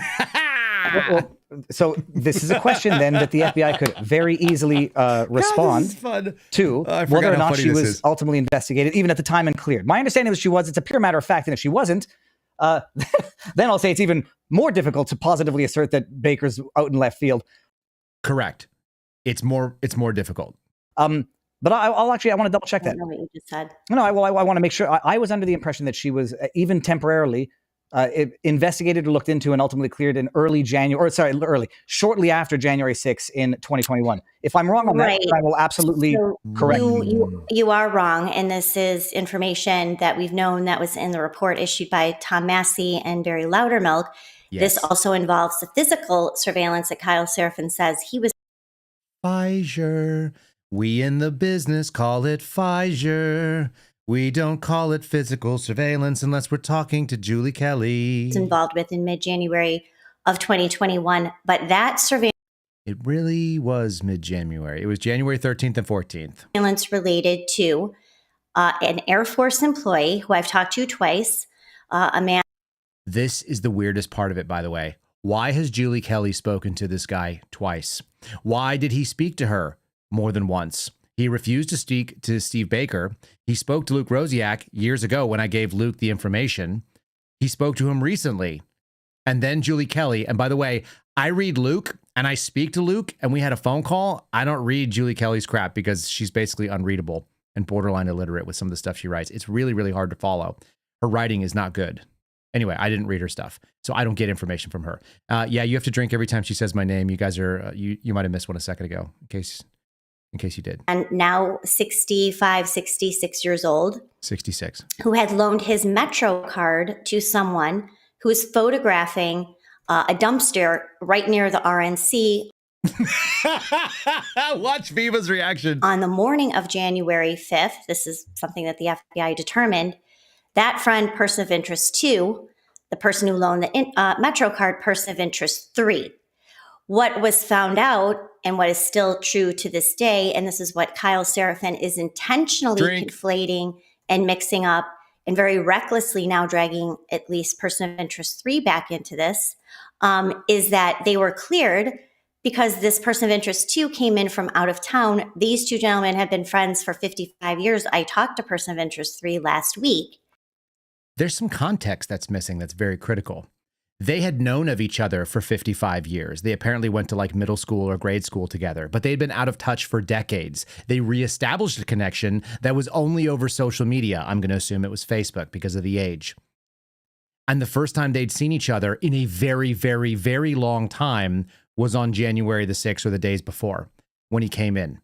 55 years of being like imagine someone that you knew 55 years ago that you connected with over Facebook and then decided to hang out, and he stayed at your house, and then he stayed at your house. So he didn't use a credit card at a hotel. He didn't use his license or ID to check in at a hotel. He didn't use his own vehicle or rent a car because he used your Uber account and he used your Metro card.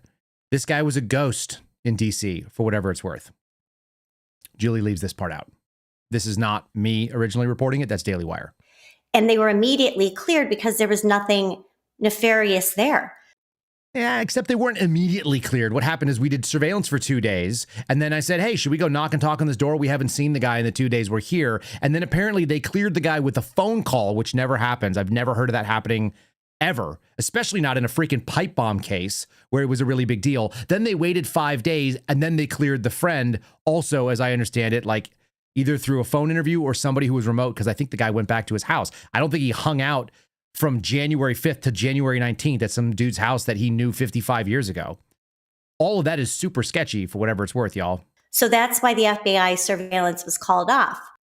False. It was called off because apparently they phone cleared person number 3 and they waited 5 more days and then they talked to person number 2.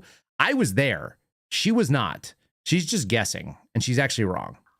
What Kyle Seraphin has suggested Drink. is that they were called off because they were trying to protect this woman next door It seems possible. and also her boyfriend Who's also a Capitol Police officer. because they knew that she was the pipe bomber. Yep. There is zero evidence Maybe. that that's the case. She doesn't know either. Nobody knows. That's why this is getting weird. This is why the story is crazy. And Kyle Seraphin has shifted Drink. his story, even to the point where he said this man from out of town, who was at the time a 62-year-old like evangelical pastor, that he was this woman, Capitol Police officer's boyfriend. False. Anybody who listens to the podcast knows that's not what I said. And that's how they all got mixed up. Person of interest 3, who I talked to, didn't even know this Capitol Police officer's name. Who's I know the Capitol Police officer's name. His name's Dan Dickard. I've known it for weeks. Julie Kelly doesn't know what she doesn't know, which is really weird that she speculates what other people know. She doesn't even know that much. It's very strange. Or her Person- boyfriend's name. who's the? I don't even know the name. I don't think we know the name. Who's the identity? What was the person of interest 2 identified as? Unknown. He's not identified by name because he's innocent. Why would we drag his But name? it was Guys, more on that later. More coming out there for sure. he described as, I'm trying, because there was a 60-plus-year-old man in this, and I'm trying to figure out if that's person of interest 2 or person of interest 3. They were both in their early 60s, and now they are 65 and 66 years old. They've been friends. At the risk, I'm going to bring it up. At the risk of, you may She's so upset right now. disagree. I would be real careful. Oh my God. I'd be real careful using photos like that. Well, Okay, this Oh is my this is There you Kyle go. Seraphin. He posted. Drink. I don't know if you have to drink when Viva says it. over. And I'll break some news here because I talked to I'm going to break some news, she says. This is not breaking news. person of interest 3 about this afternoon. So what does that man look like to you? Well, just to highlight, this is Kyle posted this because I don't. And how did Kyle Seraphin get a photo of person of interest 2 who Because I was in the FBI, you fucking idiot. What the fuck is wrong with you? I have the whistleblower disclosure and you don't. You fucking clown. How is this lady a reporter? She's about to break some news here. Hold on. Drink. was cleared, by the way, and this is how dirty this whole operation has become and Seraphin is dirty. He's a dirty fed. He's dirty fed. He's working in this dirty fed office. why people should be even more suspicious. How did Seraphin get a photo of this man Drink. I was an FBI agent. who's person of interest 2, who was cleared, who did nothing wrong, and why is How do you know he didn't do anything wrong? He got cleared 5 days after they pulled surveillance. Jeez Louise. he posting it on social media? Well, I've Because I can do anything I want. I don't work for anybody. I don't, but see, that's you said the person of interest 2 was supposed to be a 60-plus-year-old man. I'd say it's a blurry picture. Maybe this person is 60-plus years Maybe old. he is. But whether or not how he I have got no it- idea how old he is. Yeah. Not a clue. this person or the person of interest? I just told you how old both I'm not people gonna of answer that interest question. were. So Okay, so I mean, you're okay, not going to tell me. Now, this is why I'm hoping you use your critical skills here. You're not I'm going to shame you into your critical skills. telling me you can determine the age of that individual with that quality photo, except what Kyle Seraphin, his latest leap between that photo Drink. and the Blaze Bomber's boyfriend. well, I would say most people, if you ask, would, this is it's tough to tell. It is tough to tell. It's just the curious reflex is how would he get this photo? A whistleblower, leaker, I don't care. If No, both of those are correct. the person of interest 2 is not a 60-plus-year-old person, then we're dealing with, again, some conflicting stories here. Oh, man. She was so uncomfortable. Now she's going to feel better because the picture's down. So well done, David, for taking the pictures down. But you can't tell from that photo. I could argue that both ways as a lawyer. It's difficult. It's pixelated. It's compressed and whatever. But I would say most people might not. But but you're not showing the photo. And I think this is smart, even though I will be addressing this later.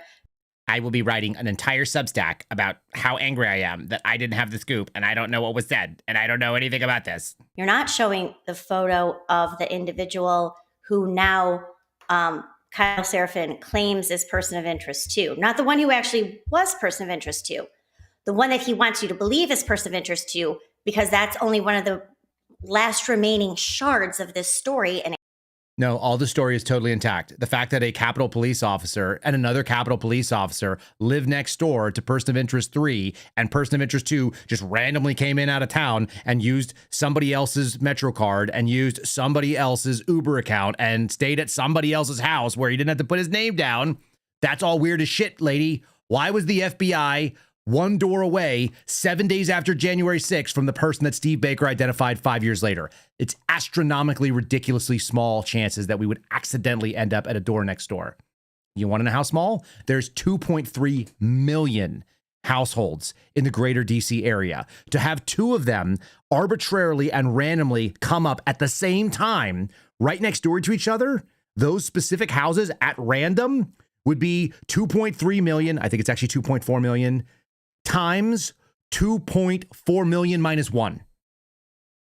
It's trillions to 1 that would happen. And you guys are all drunk.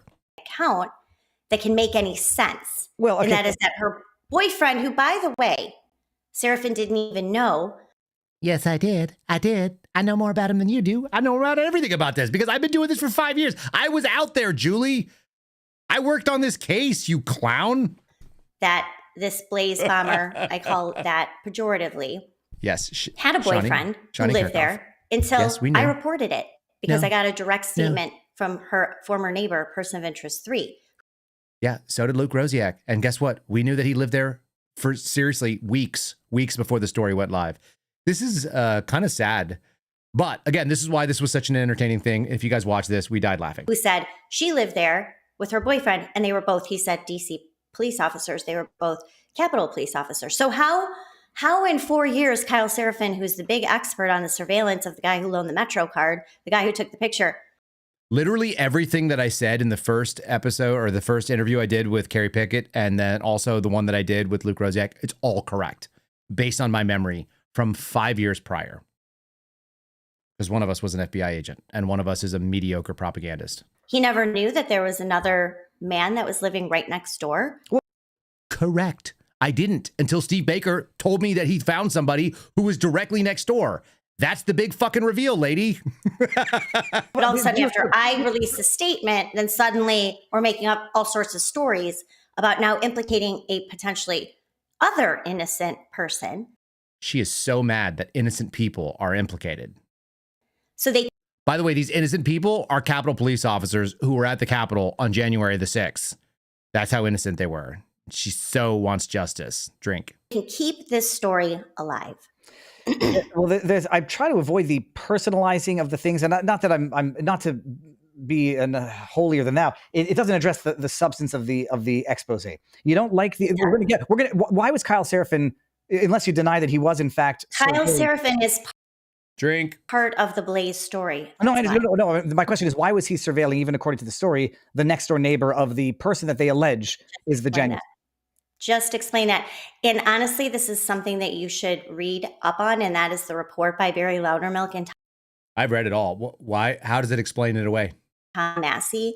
I've read through it. I haven't. It's a long report, and I've nitpicked some of the what I thought were the relevant points. But just maybe I'm dense. What was the explanation for how he ended up next door? Just pure coincidence? Who ended up? Kyle Seraphin ended up surveilling the next door to the person that the Blaze suspected or concluded based on the report was the Jan 6 pipe, likely the Jan 6 pipe bomber. Right. So I'm going to try to explain this again. And I see the chat's a little confused as well. Some people saying it's getting a little muddled. Kyle Seraphin, who's arguably an FBI whistleblower, depending on who you ask, he was at the time working with the FBI. And was surveilling the next door to what Baker and through the gate analysis concluded was potentially the Jan 6 pipe bomber. The question is how, if it's just not an astronomical coincidence or there's a connection that explains away the culpability potential of the Jan 6 suspect, according to Baker. Okay. This is going to be good. So person of interest 3 right now is a 65, 66-year-old man who is a lifetime Air Force employee. Now, he's a retired chief master sergeant, an E9, who then started working for the Air Force about 20 years ago and has been working, and I think he's a GS-14 now, might be a GS-15, governmental employee as a civilian.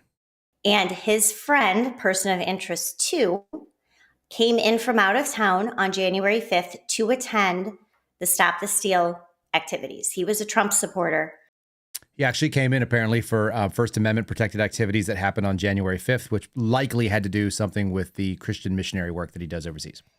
Person of interest 3 has known a person of interest 2 since 1969. They've been friends for 55 years, acquaintances. Acquaintances because they didn't actually know each other in person. They knew each other over Facebook and hadn't seen each other in decades. That seems critical. Went to school together. Person of interest 3 told me, and I'm not saying his name because he's innocent as well, even though he's very concerned that now his name and his friend's identity are being thrown back into the public eye, or being thrown into the public eye for the first time. A friend came in from out of town, and by the way, Julie's dragging this guy, POI3, into the public eye. I've known his name, his address. I've known all kinds of stuff about him, his date of birth, his phone number, his email address, his social media accounts for literally years, like since that day. Because I always thought it was weird. And I never bothered him. But she did, twice. I have no idea why he talked to her. And person of interest 3 loaned his Metro card. Mm-hmm. Metro cards cost nothing, people. This is a weird behavior. To his friend to go to Washington on January 5th and January 6th. Now, this Metro card is something that Kyle Seraphin has been talking about. Because it's connected to a residence, and that's how they got to the residence. Mm-hmm. Correct. I think you guys owe 2 drinks now based on what was just said. Exactly. But what happened on January 5th is his friend, because there's security cameras everywhere in Washington, as you know, his friend was discovered on video on one of these cameras. Excuse me. On one of these cameras, taking a photograph of what appears to be the dumpster near the RNC where the pipe bomb was allegedly planted that night, and discovered at about 12:40 on January 6th. And which one is this person of interest 2 who's taken the photograph of the dumpster where the pipe bomb would later be found? Correct. Yes. So the FBI interviewed person of interest 2 because they tracked the Metro card, who purchased the Metro card, which was his friend. Person of interest 3, guy comes in from out of town. His friend says, here, use this Metro card. It's an extra one for people, friends, whatever, takes it. That's not what it was. It was actually purchased with funds from the civilian agency that he worked at, and it had never before been used, ever. It was a Metro card that had been activated and had funds added from a government account and was never used. Unclear why. He's taking photos. The FBI interviews person of interest 2, who's a 62-year-old man at the time. Taking pictures of the dumpster near where the pipe bomb was found the next day. Correct. But what he said, and he showed his phone. He said he was writing a book and he was taking pictures of numerals. Correct. Right. Okay, Julie. I'm sorry. I'm glad you said it. So they had photographs of person of interest 2 taking pictures of a dumpster where they would later find the pipe bomb? Who lives next door to the Jan 6 person that they've suspected in this article? Yeah. Okay, hold on. Who's they suspected? I'm going to say the alleged pipe bomber. Was not mentioned. So the person of interest 2 got a card, the Metro card, from person of interest 3 who lives next door to the woman identified in the Blaze article. Person of interest 2 was caught, on camera, taking pictures of the dumpster where the pipe bomb would later be found? Yep. He was taking a bunch of pictures, and he told FBI agents, and he showed his phone and said he was taking pictures of things in Washington that had numerals on them. And so he showed his phone. Which FBI did he show this to? Well, it would have been Chris Wray's FBI. Joe Biden's FBI? No. Donald Trump's FBI under Chris Ray. Yes, because it was no. Well, no, it was actually President sorry, Trump. Chris Ray. Don't worry. That's fine. It was Chris Ray's. So this was the investigation at the time that this They could never cover anything up. See where he's going? This is great. man, Julie, you're making me think. You're convincing me that they're even righter than they are. You say this out loud, and you don't find this absolutely preposterously insane. That the next door neighbor. You haven't even read the report. Hold on, I'm telling You haven't read the report. I have. You clown. you for the first time who person of interest 2. So about this time, I actually sent him over the part of the report that actually does the clearing. So he got it in text messages. Great. and person of interest 3 are. No, you can I- doubt the story all you want, but you're not familiar with it. Okay, so let's run with that. So what did person 2 do? Did he take pictures of the dumpster and then give pictures to the next door neighbor and said, "Here's where you should plant the pipe bombs tonight"? As a journalist, yeah, well, I'm not saying you, me, I would ask a whole hell of a lot of questions. This is like Greenberry Hill level coincidence out of the beginning of Magnolia. That's the right. next door neighbor to the person they've identified as the suspect was took a picture of the dumpster where the pipe bomb was found Took the a next picture day. near the dumpster. And you're relying on the FBI at the time, which you've admitted earlier on is behind this Fedsurrection, cleared him, and you've got no further questions to that, and you think that this report is defamatorily ill-founded in fact and in law? Objection, Your Honor. It's devastating to my case. Well, because it does appear to be a coincidence, and you have not demonstrated. That's the best line of the whole thing, just so you guys know. We just got there.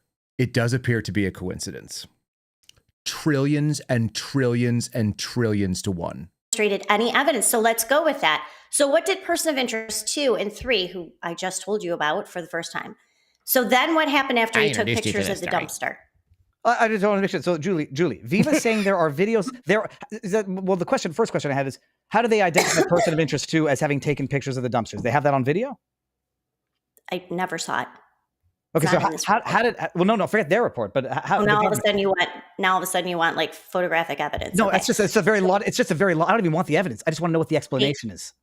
The explanation is in the report. Okay, so you should go to the report. But do you and know should read- how did this report is by Tom Massey and by Barry Loudermilk. So you should go read the report. No, but Julie, The coincidence, by the way, I just did the math for you guys. It's about 1 to 5.76 trillion. It's the odds are 1 in 5.76 trillion.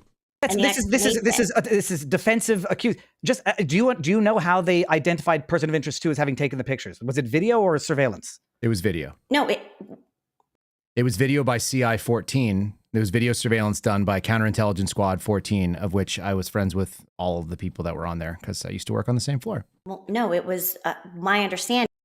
Their supervisor's name was Ryan Gaynor. Security cameras around the area as part of the investigation into the pipe bomb. So they looked for security cameras near the vicinity of where both devices were found. And my understanding is that's how they identified this person of interest 2 and then traced him back to person of interest 3 and the Metro card. So that's where that came from. Okay, so there's definitive evidence that at least their argument. They investigated this guy because person of interest 2 just randomly, haphazardly happened to take a picture of the dumpster where the pipe bomb would be found the next day. And Christopher Wray's FBI, that we believe was at the heart of this Fedsurrection, cleared the person such that they're no longer a person of interest. Okay. And that person. It wasn't just once that he took pictures either. That's the best part. That's going to be another story later. Person of interest 2 was staying at person of interest 3's place, who's the next door neighbor of the person the Blaze article identified as their suspect based on height and gait. You nailed it. Correct. Okay. I'll let the chat. So I'm going to ask you what no one has put together. So now connect the dots. So you have this, what appears to be a coincidence. You have an explanation from person 3, who I've talked to twice. You have the explanation of his friend. Now you just showed a photograph of him. Now we're not supposed to believe, is that person of interest 2 who's 60 some odd years old at the time? Is that a younger person? So now you go ahead and connect the dots between those 2 men and the next door neighbor. They live fucking next door. That's the dot. That's like not a dot. It's the same stairwell. They're in the same parking lot. They go to the same metro station. They're right next door to each other. Well, I've got to tell you, Julie, and I'll ask the chat if they think I'm connecting. I don't think anybody needs to really connect any more dots above and beyond thinking there's some legitimacy to this story that requires more than an opaque response. The $500,000 is still out there, and Christopher Wray's FBI cleared person of interest 2, who was staying next door to person of interest. Who was staying next door to the person they suspect planted the bombs and took a picture of the dumpster. No one. Okay, stop. She's so mad. She's so mad. Look at her face. Saying that she's suspected of planting the bombs. She is suspected of planting the bombs by us. Only people who have said that are Steve Baker and Kyle Seraphin. Those are the only Drink. people I'm suggesting. And others. Those are the only people I'm suggesting said it. That's definitionally, for the purposes of this discussion, when I say the person suspected, it's obviously the subject of the article, the Blaze, for the purposes of here in perpetuity of this discussion. So that woman that the Blaze identified is the next door neighbor of person of interest 3, who gave his Metro Pass to person of interest 2, who took a picture of the dumpster where the bomb was later found. And he took other pictures as well. So you're isolating. That's the reason why he was questioned. He was taking other pictures. He showed his phone to the agents.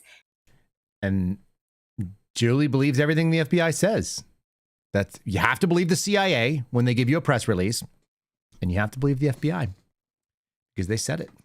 This is all in the Massey Loudermilk report. I don't know what else to tell you about it except what I know. That's fine. And so, like, just to get back, and we're going to get okay. So did person of interest 2 plant the pipe bombs? And you have to. So appears to be a coincidence. Maybe it's not. Maybe this is part of the Fedsurrection, as you have indicated. So then, what happened with person of interest 2? Tie that to the Blaze person that the Blaze identified. To be determined, but. If it was just one coincidence. Now you're acting as if I'm stupid for explaining to you the situation. Well, he's not, but we will. You're stupid. And implying that there's something more sinister to it. So I'm asking you then what happened? Well, it's more sinister. It's going to be really exciting when it starts coming out. There's clearly more to this, and Steve Baker was updating me over the last couple of days. They're even getting closer to some of this stuff, and it's all weird as shit. I'll just ask, the crowd has heard what you've said here, and then the question is going to be, do they think there's something sinister or not anymore? Have they been convinced that the explanation to the untenability of the theory that was put forward by the Blaze is patently absurd? But so back this up a little bit, because, when we said it was a Fedsurrection, we believe it was. And you concur that it was, that this woman, whether or not she's turns out to be the pipe bomber, violated civil rights, provoked the crowd, shot recklessly, then gets hired by the CIA. If it was a Fedsurrection, do you not concede it would be the same Fed who allegedly cleared person of interest 2 that would be responsible for what you yourself have referred to as a Fedsurrection? Well, here's what I've said all along. I don't even believe that the devices that were found were planted on January 5th. There it goes. I don't believe any of this stuff. I have a lot of reporting. Now, I haven't identified or specifically said this because I wanted to be careful in my reporting. The very suspicious circumstances of the woman who discovered the pipe bomb outside.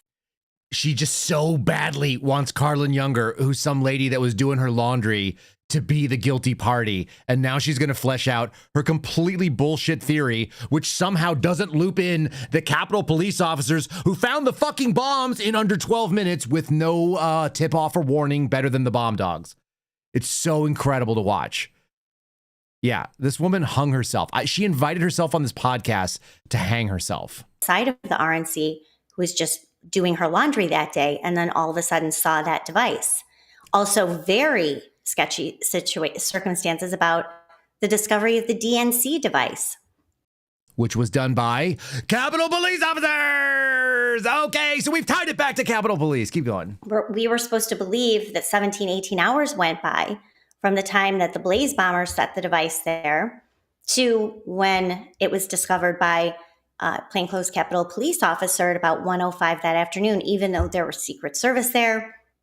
Kamala Harris's detail was there. DC Metro, Capitol Police, dozens of passersby, 2 bomb-sniffing canine units, all of that, no one detected this device sitting outside right by the garage of the DNC. But there was also a part where the cameras go out of this police officer, Capitol police officer, goes out of the line of sight from security cameras across the street from about 12:53 to about 12:58. Then the device is suddenly discovered, less than 10 minutes later. Yeah, well, So- actually, I do because I wanted to get to that. That was one where I could be prepared to concede that there's an alternative, plausible explanation. But hold on, let me share something here because I got the report. This It is doesn't after even you seem got like it for me. if I'll bring it up just so that people know that I'm not making this stuff up here. Hold on a second. How do I do this? Like this, I think. If I move this over here, yeah, I think I can bring That's this how up. you Okay, hold up. This is the report. We're looking at the document, and our faces are going to cover the bottom. But the bottom paragraph says, on January 19, 2021, FBI agents interviewed person of interest. It's not PO12, it's person of interest 2. Ultimately eliminated that individual. This is January 19, 2021, as a person of interest. According to a summary of the interview obtained by the subcommittee, the FBI learned that person of interest 2 traveled to Washington, D.C. to attend First Amendment activities on Capitol Hill, yada, yada. And throughout the day, person of interest 2 photographed objects bearing numerals, including doors, dumpsters, and other objects, and intended to use the photographs in a book he was writing. The FBI's review of person of cell phones and photographs appear to corroborate his story. However, the interview summary does not elaborate further on how the case team verified person of interest 2's story. Following the interview with the person of interest 2, the FBI ruled out both person of interest 2 and person of interest 3. So I guess I would hang the hat on the FBI's review, yada, yada, yada. However, the interview summary does not elaborate further on how the case team verified the person of interest 2. So you can take that for what it's worth. I just think it's so it's a coincidence. Discovering the pipe bombs. I tweeted out yesterday that apparently they discovered the second pipe bomb within 2 minutes of discovering the first, within 15 minutes of having been notified that there. No, his timeline's off here. So again, 12:43, first pipe bomb discovered. Then there's some point, kind of a dispatch that happens a few minutes later, and the next one was found at about 1:05. But they didn't get out of their car until 11 minutes and 7 seconds prior to finding it. So under 12 minutes, under 11 and a half minutes, they were able to walk directly to the pipe bomb, but not before stopping at a bush that the pipe bomber had stopped at the night before. Was that there was a bomb at the DNC. I might be making a mistake on the timeline. RNC first. My DNC understanding is second. they were notified that there was a bomb. Someone said there's a bomb here. They show up, and within 2 minutes of discovering the first bomb, they discover the second bomb, pipe, whatever it is, under a bush. No. Okay, so correct me, because that's what I might have made a mistake. She's going to botch it too. That's okay. Timeline's very confusing. So the RNC It's device really not. was discovered by this woman who's tied to FirstNet, law enforcement agency. Happened. FirstNet, law enforcement agency. No, she's not. She worked for FirstNet, which is an AT&T division that provides communications for law enforcement. It's a prioritized things for law enforcement, first responders. Also, nurses and teachers can get FirstNet, by the way. It's not a government agency. To do her laundry. She discovers it at 12:40 outside the RNC. She alerts security outside of first the Capitol Hill Club. And then the RNC, they notify Capitol Police. Then this kind of search, it goes over the wires, a device was found. The wires. No, it was a radio call. They have the transcripts. And that's when they started looking for other devices. The weird part is the reaction by the officers who were outside of the DNC, that they just casually stumbled upon it. You see one Capitol Police officer take a picture of it. It's between two benches outside of this entryway. The garage where Secret Service SUVs had brought Kamala Harris at about 11:25 a.m. So it's kind of sitting there under a bush. It's almost impossible to believe that it went that long all day with all the police activity around the DNC. I agree with her. That's true.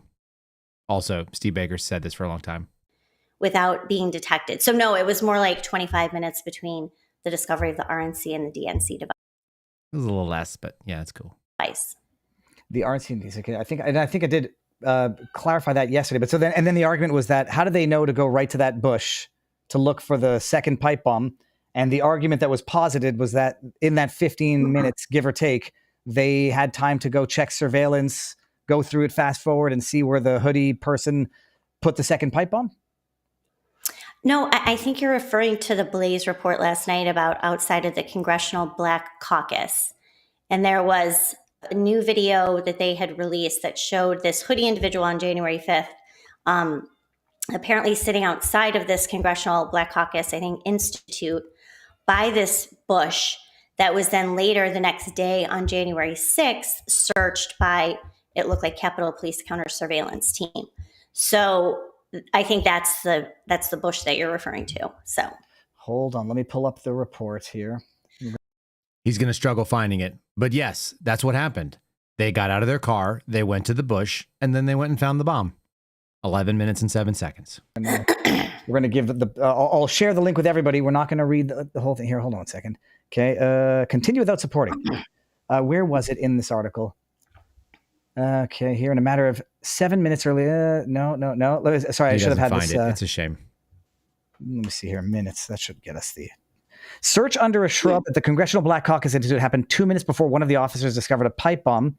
Okay, so here it is. Somehow escaped notice. Right. U.S. Capitol Police officers walked right past it in 15 minutes after the dispatch warned of a pipe bomb. Plainclothes counter surveillance officers instead proceeded straight to the Congressional Black Caucus Institute a few hundred feet east of the DNC. One of them stopped at a large bush along the alley that led to New Jersey Avenue at 103. The officer backed up, ducked, peered under the shrub. After a brief pause, he stood up and continued. That's when he discovered the second pipe bomb just 2 minutes later. Okay, so what's the? Some people are going to say just by virtue of how quickly they found that, they knew where to look. I'm trying to. The steel man, from what I could surmise, is what, that they had the time to check surveillance video, or they used a dog. Like, what's the steel man argument for how they found that within 2 minutes and knew exactly under which bush to look? Well, they didn't find anything by that bush. There was nothing there. Right. But why did they look at the bush where the person with the hoodie had sat the night before? The Congressional Black Caucus. There was nothing under that bush.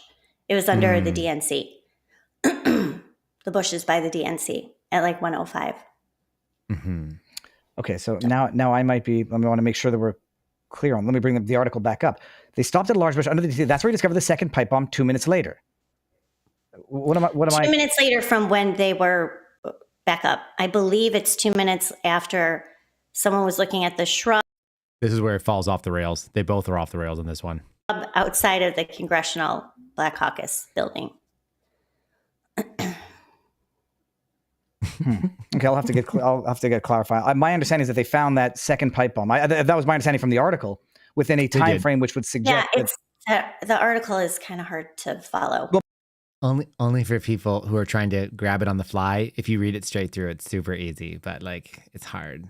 But it's because it's like words and there's pictures in the video. But what was the time frame within which they found the first bomb, the first pipe thing, and the second? 15 to 25 minutes? 25 minutes. Mm-hmm. Okay, and they found it by where was the second pipe bomb? The first was behind the dumpster or near the dumpster? It was near dumpster in this alleyway between the Capitol Hill Club and the RNC, where this woman was going to do her laundry. It's like a communal laundry room that her building has access to. So it was sitting there next to this dumpster in like a rat trap. Now, she told the FBI, however, that the device had to have been planted between noon and 12:40 because when she did her first trip to do laundry at that location at noon, the device was not there. Now, I just want you guys to consider how capable ladies who do laundry have to walk through an alleyway. They're always on high alert for pipe bombs, just in case someone might stick them behind a dumpster near the fucking rat traps. So that we should take very seriously. Eyewitnesses, the best testimony. So that's another interesting wrinkle to this whole account. And I think, again, just kind of gives me more pause that this individual seen on January 5th was actually the person who set the devices that were found the following day, because she insists that the devices were set between 12 and 12:40 on January 6th, not the night before. But am I not mistaken that the FBI has, whether or not it's the same person, the FBI has said the hoodie person is a suspect, or did they conclude that that is the person? That's what the FBI says. Okay, so the FBI says that was a person. They're seen in both locations the night before. You're suggesting or casting doubt on. They're seen at the DNC, but not specifically seen at this location outside the RNC. The individual does walk through like a court near that area.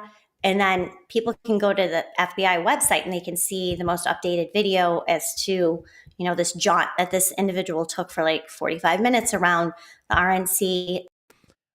I wanted to end this a little while ago, but I feel like we're like too deep to not. We just have to finish it, right? We got a few more minutes. Specifically in front of the DNC and the route that this person took. But I've never thought that was the person. We're not going to go that far. Like I said, I always. The best part is that Julie Kelly knows better than the FBI that's been doing this, that this is not the person. It's actually the woman that she thinks it is who did laundry. She's so into it. Thought that the circumstances, especially once we got access to the surveillance video, and there isn't really any outside of the RNC that we could see. We can see, and we have a ton of reporting in my Substack Declassified with Julie Kelly at the end of October with new video showing this woman, Carlin Younger. Ladies and gentlemen of the interwebs. Oh!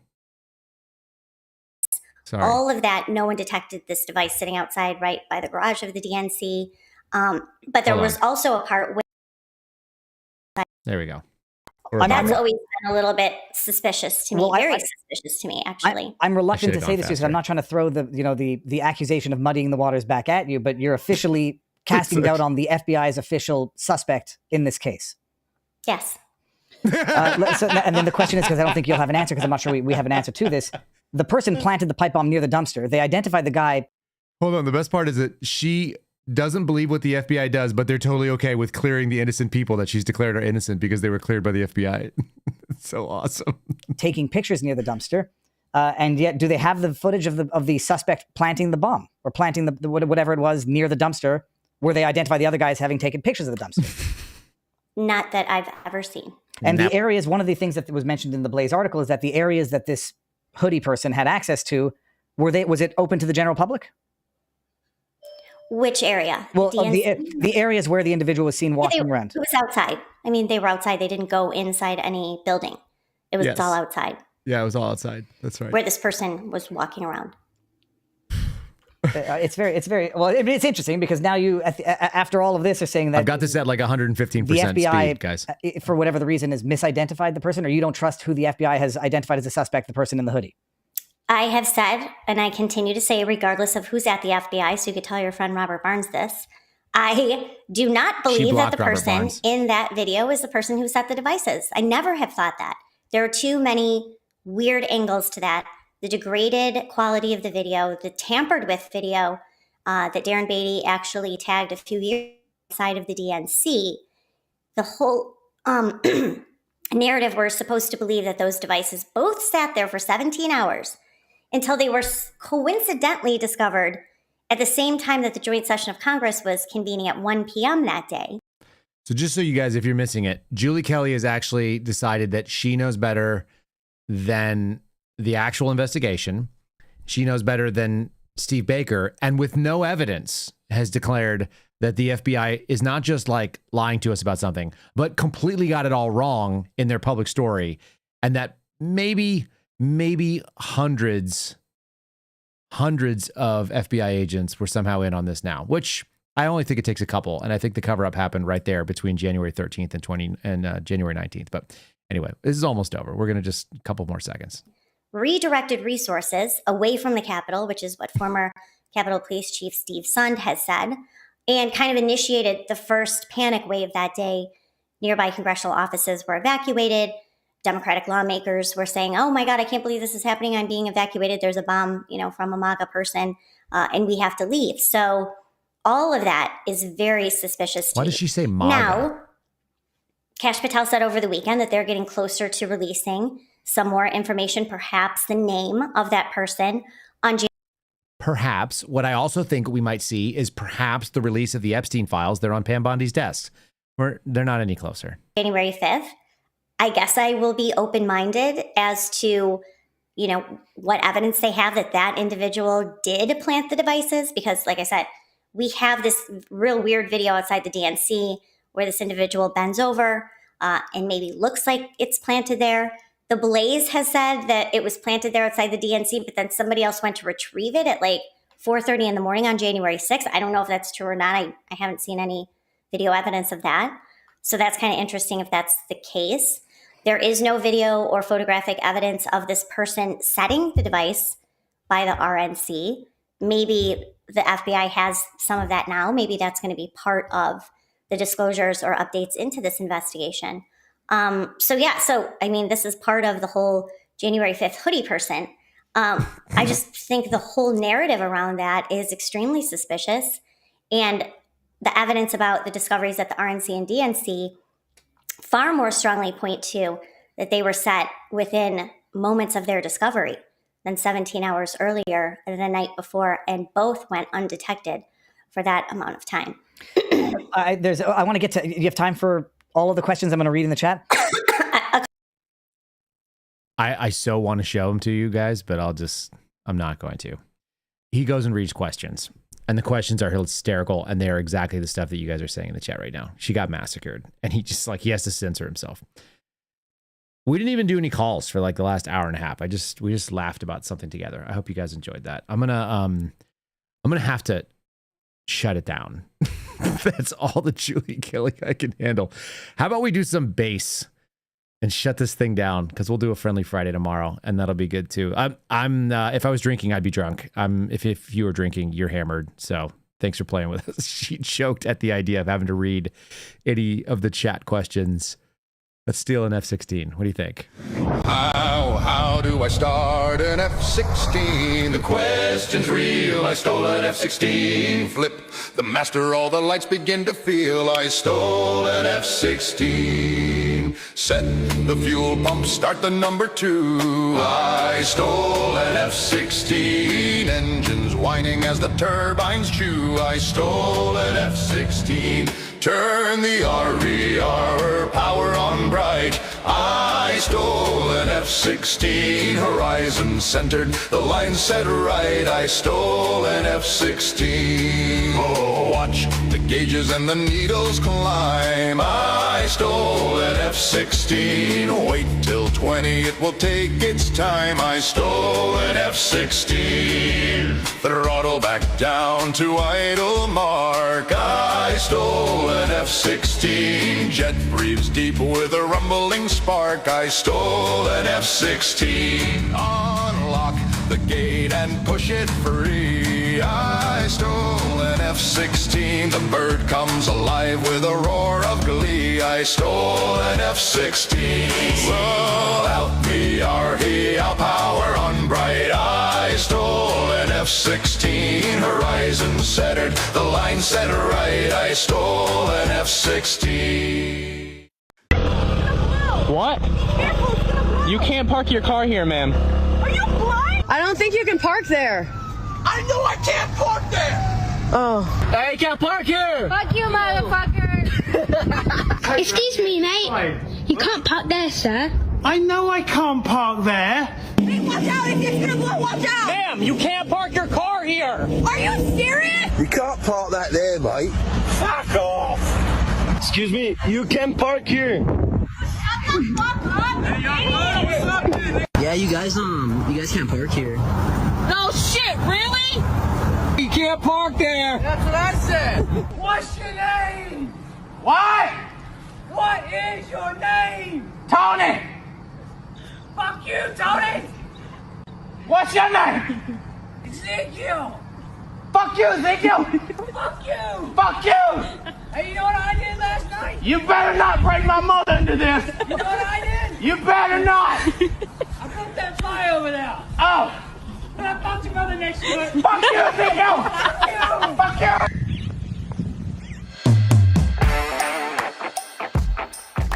Thanks for listening to The Kyle Seraphin Show, streamed live weekdays on rumble.com/Kyle Seraphin. Follow Kyle on Twitter, Truth Social, and Instagram at Kyle Seraphin.